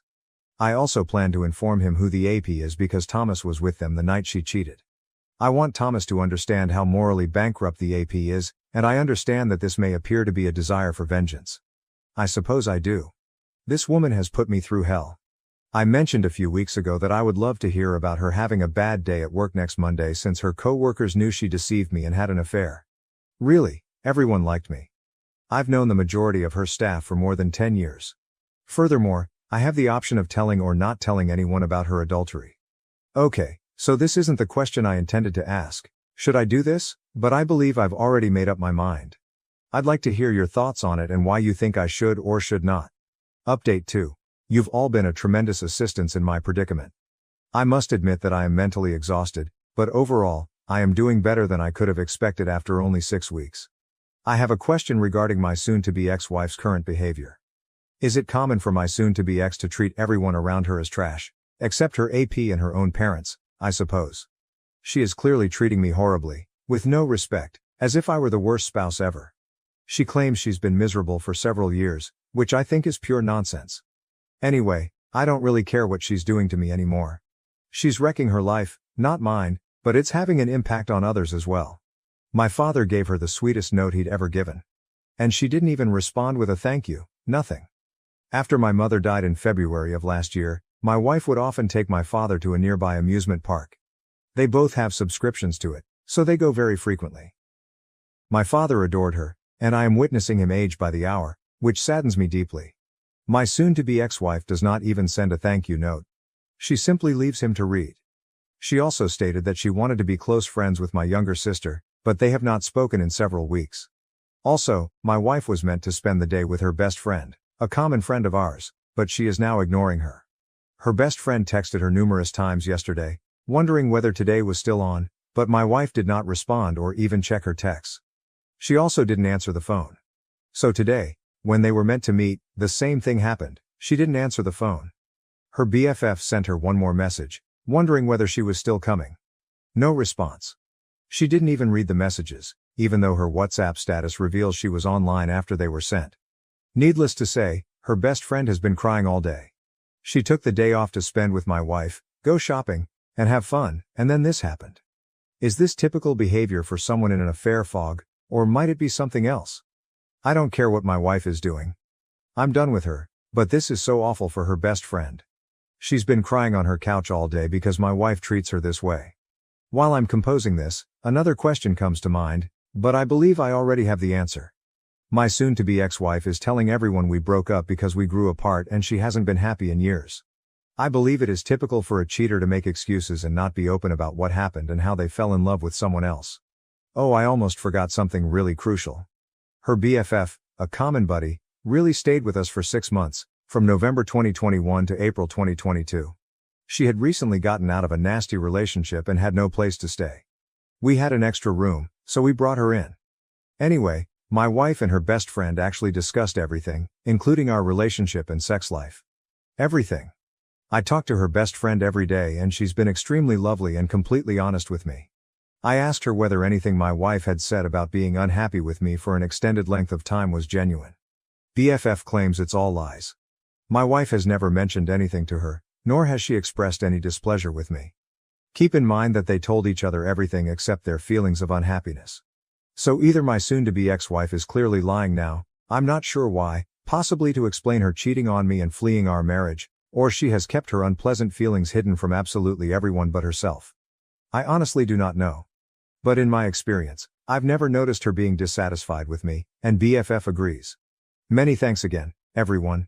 Your help has been invaluable, and I would not be where I am today without it. Edit, I honestly hope karma hits her hard, sooner rather than later. Also, when people ask me why we're getting divorced, I tell them the truth about her being a selfish cheater. Just yesterday, a female acquaintance shared my communications from my wife and her. The discussion went like this. Oh my God, honey, is it true you and your husband are separated?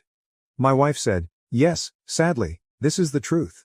The companion inquired, oh my God, no, what happened? My wife responded, yeah, well, we just grew apart over the last few years and have different life goals. We chose to terminate it. Needless to say, I corrected this and told our friend the truth, that my wife cheated on me, pretended to be in love and abandoned me for another man. Everyone who learns the truth from me is shocked. By the way, no one, including myself, expected my wife to do this. Update 3. I plan to make a new post in a few weeks. For now, I'm fine. When I realized she was out there living her life without me, I began doing the same. I spoke with my soon-to-be ex-wife several times, and the conclusion seemed to be that she still loved me, but it wasn't fun anymore, which is not surprising given my mother's unexpected death in February. She claims to be in love with the AP, but without any strings attached. I never saw her being dissatisfied with me, and she even stated that she was unhappy with life in general.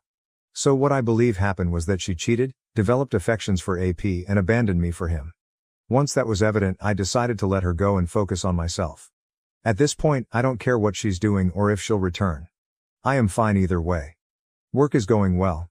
I've joined a gym and have been going 3 times a week. My muscles are hurting, and I've been talking to this lovely girl since childhood.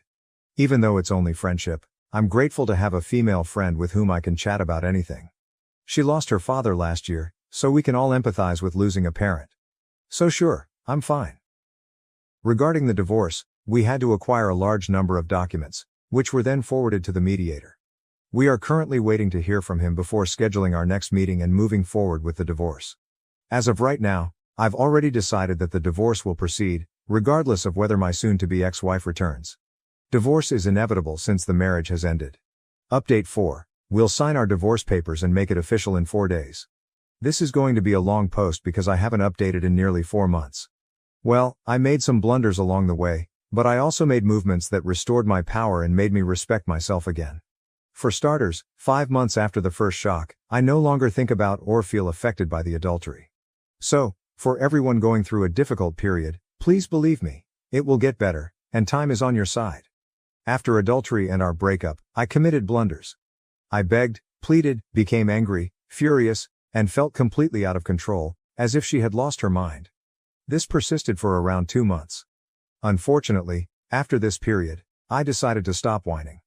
I told her that I had given it a lot of thought and that I would still be open to seeing her and talking to her, that I believed there might be a future for us, but that I couldn't guarantee anything. I have not contacted her in the last 3 months, at least not about casual matters or the relationship. The only things I inquired about were our upcoming divorce, finances, and our shared house. I didn't just sit and wait for the past 3 months.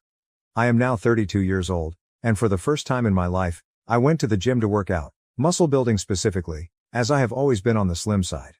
For the past 3 months I've been going to the gym 4 times a week with complete dedication. I'm also seeing an improvement in my muscles and appearance. However, this goes beyond. The gym not only improves my physical look, but it also benefits my mental health. At first I started working out to keep myself occupied and distracted, but 3 months later, I look and feel much better about myself. I'm rediscovering confidence that I didn't realize I had. Pro tip of the day. When you're going through a difficult moment, the gym seems to help both physically and mentally. Regarding our shared house, I spoke with the bank, and I'm able to lend more money and take on a larger mortgage. I have to pay my ex-wife approximately $65,000 for the house, but I am able and will do so. After signing everything and paying her, I will be the only owner of the mutual house, which is worth approximately $300,000. I'm not happy about having to pay her $65,000, but in the long term, I'm far better off owning my own home, which is worth roughly 5 times that amount. Furthermore, she no longer has her own home. She officially lives with her mother again, but I know she frequently visits AP's place. I'm not contacting her, so how do I know? I will get to that. My ex and I share a mutual buddy. We never hang out together, but we do communicate on a regular basis. As far as I know, my ex left me to be with AP and immediately began a new relationship. I'm not sure what's going on with my ex, and at times it appears she's lost her mind.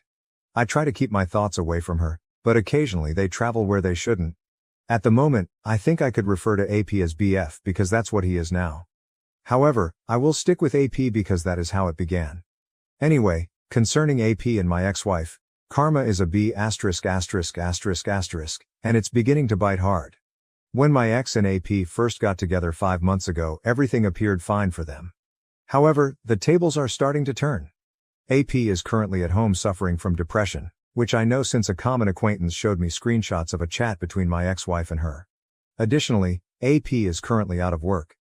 Even when the infidelity initially occurred, I always felt superior to AP due to his lack of morality. And I had already concluded that he was worthless in comparison to me. Well, now I know for certain, which makes me feel like my ex-wife has gone insane. I'm not conceited, but I am certain that I am the catch and a far superior man than her AP. A little extra. At the beginning of their relationship, I was still contacting and warning her. Well, I think I was correct all along. Not only does AP prove himself to be the loser I suspected he was, but he also introduces her to a substance that has the potential to destroy her life. I discovered this through a mutual buddy. I haven't spoken with my ex-wife about it. If she wants to trash her own life, that is her choice, but it appears to be going bad quickly. My ex-wife is undoubtedly struggling and may even be questioning her own decisions. I hadn't spoken or seen her over the holidays, Christmas and New Year's. However, around a week into the new year, 2023, she texted me unexpectedly, asking if I was home and if she could come over. She came over to my house and the visit lasted only about 5 minutes. She stopped by to tell me she had spent Christmas Day alone, sobbing. She inquired about my holidays and how I was doing. I informed her that my Christmas was okay, but not the best. I lost my mother last year, and these were the first holidays without her, so it was decent but not amazing. However, I told her I was doing well, which I am. So for me, this was strange. The only thing I can think about from this entire visit and why she would be concerned about how I'm doing is whether she has any regrets. Time will tell. I also chatted with my ex's mother. My ex-mother-in-law called after New Year's to wish me a happy new year and best wishes. I must admit that I did not expect the call, but it was great to hear from her because she had been a part of our family for the past 8 years. My mother-in-law told me that my ex-wife hasn't been doing so well lately. Apparently, she is quite sad and crying a lot since she is mourning her marriage. My ex even told her mother, "I wish it wouldn't have to be like this," implying that she is having second thoughts. However, only my ex has the ability to reach out and make a move, which I do not anticipate happening at this time. The only authority I truly have is to grant her the divorce she requested and then walk away from her life, which I did. I am separating myself from her life, divorcing her, and improving myself every day. I apologize for the lengthy message, but I believe this covers all I needed to say. We will sign the divorce papers 4 days from now. Even though I'm doing well, I'm still human, and I still mourn our marriage and my ex-wife on occasion. I'm sorry to see what's happened to her, but I'm also aware that it's beyond my control and not my concern. Let me conclude by thanking everyone in this community. Many thanks. Without your assistance, I would not be where I am today, both emotionally and physically. Thank you for watching. If you haven't subscribed yet, please do so and hit the notification bell to stay updated with more shocking real-life stories happening around you.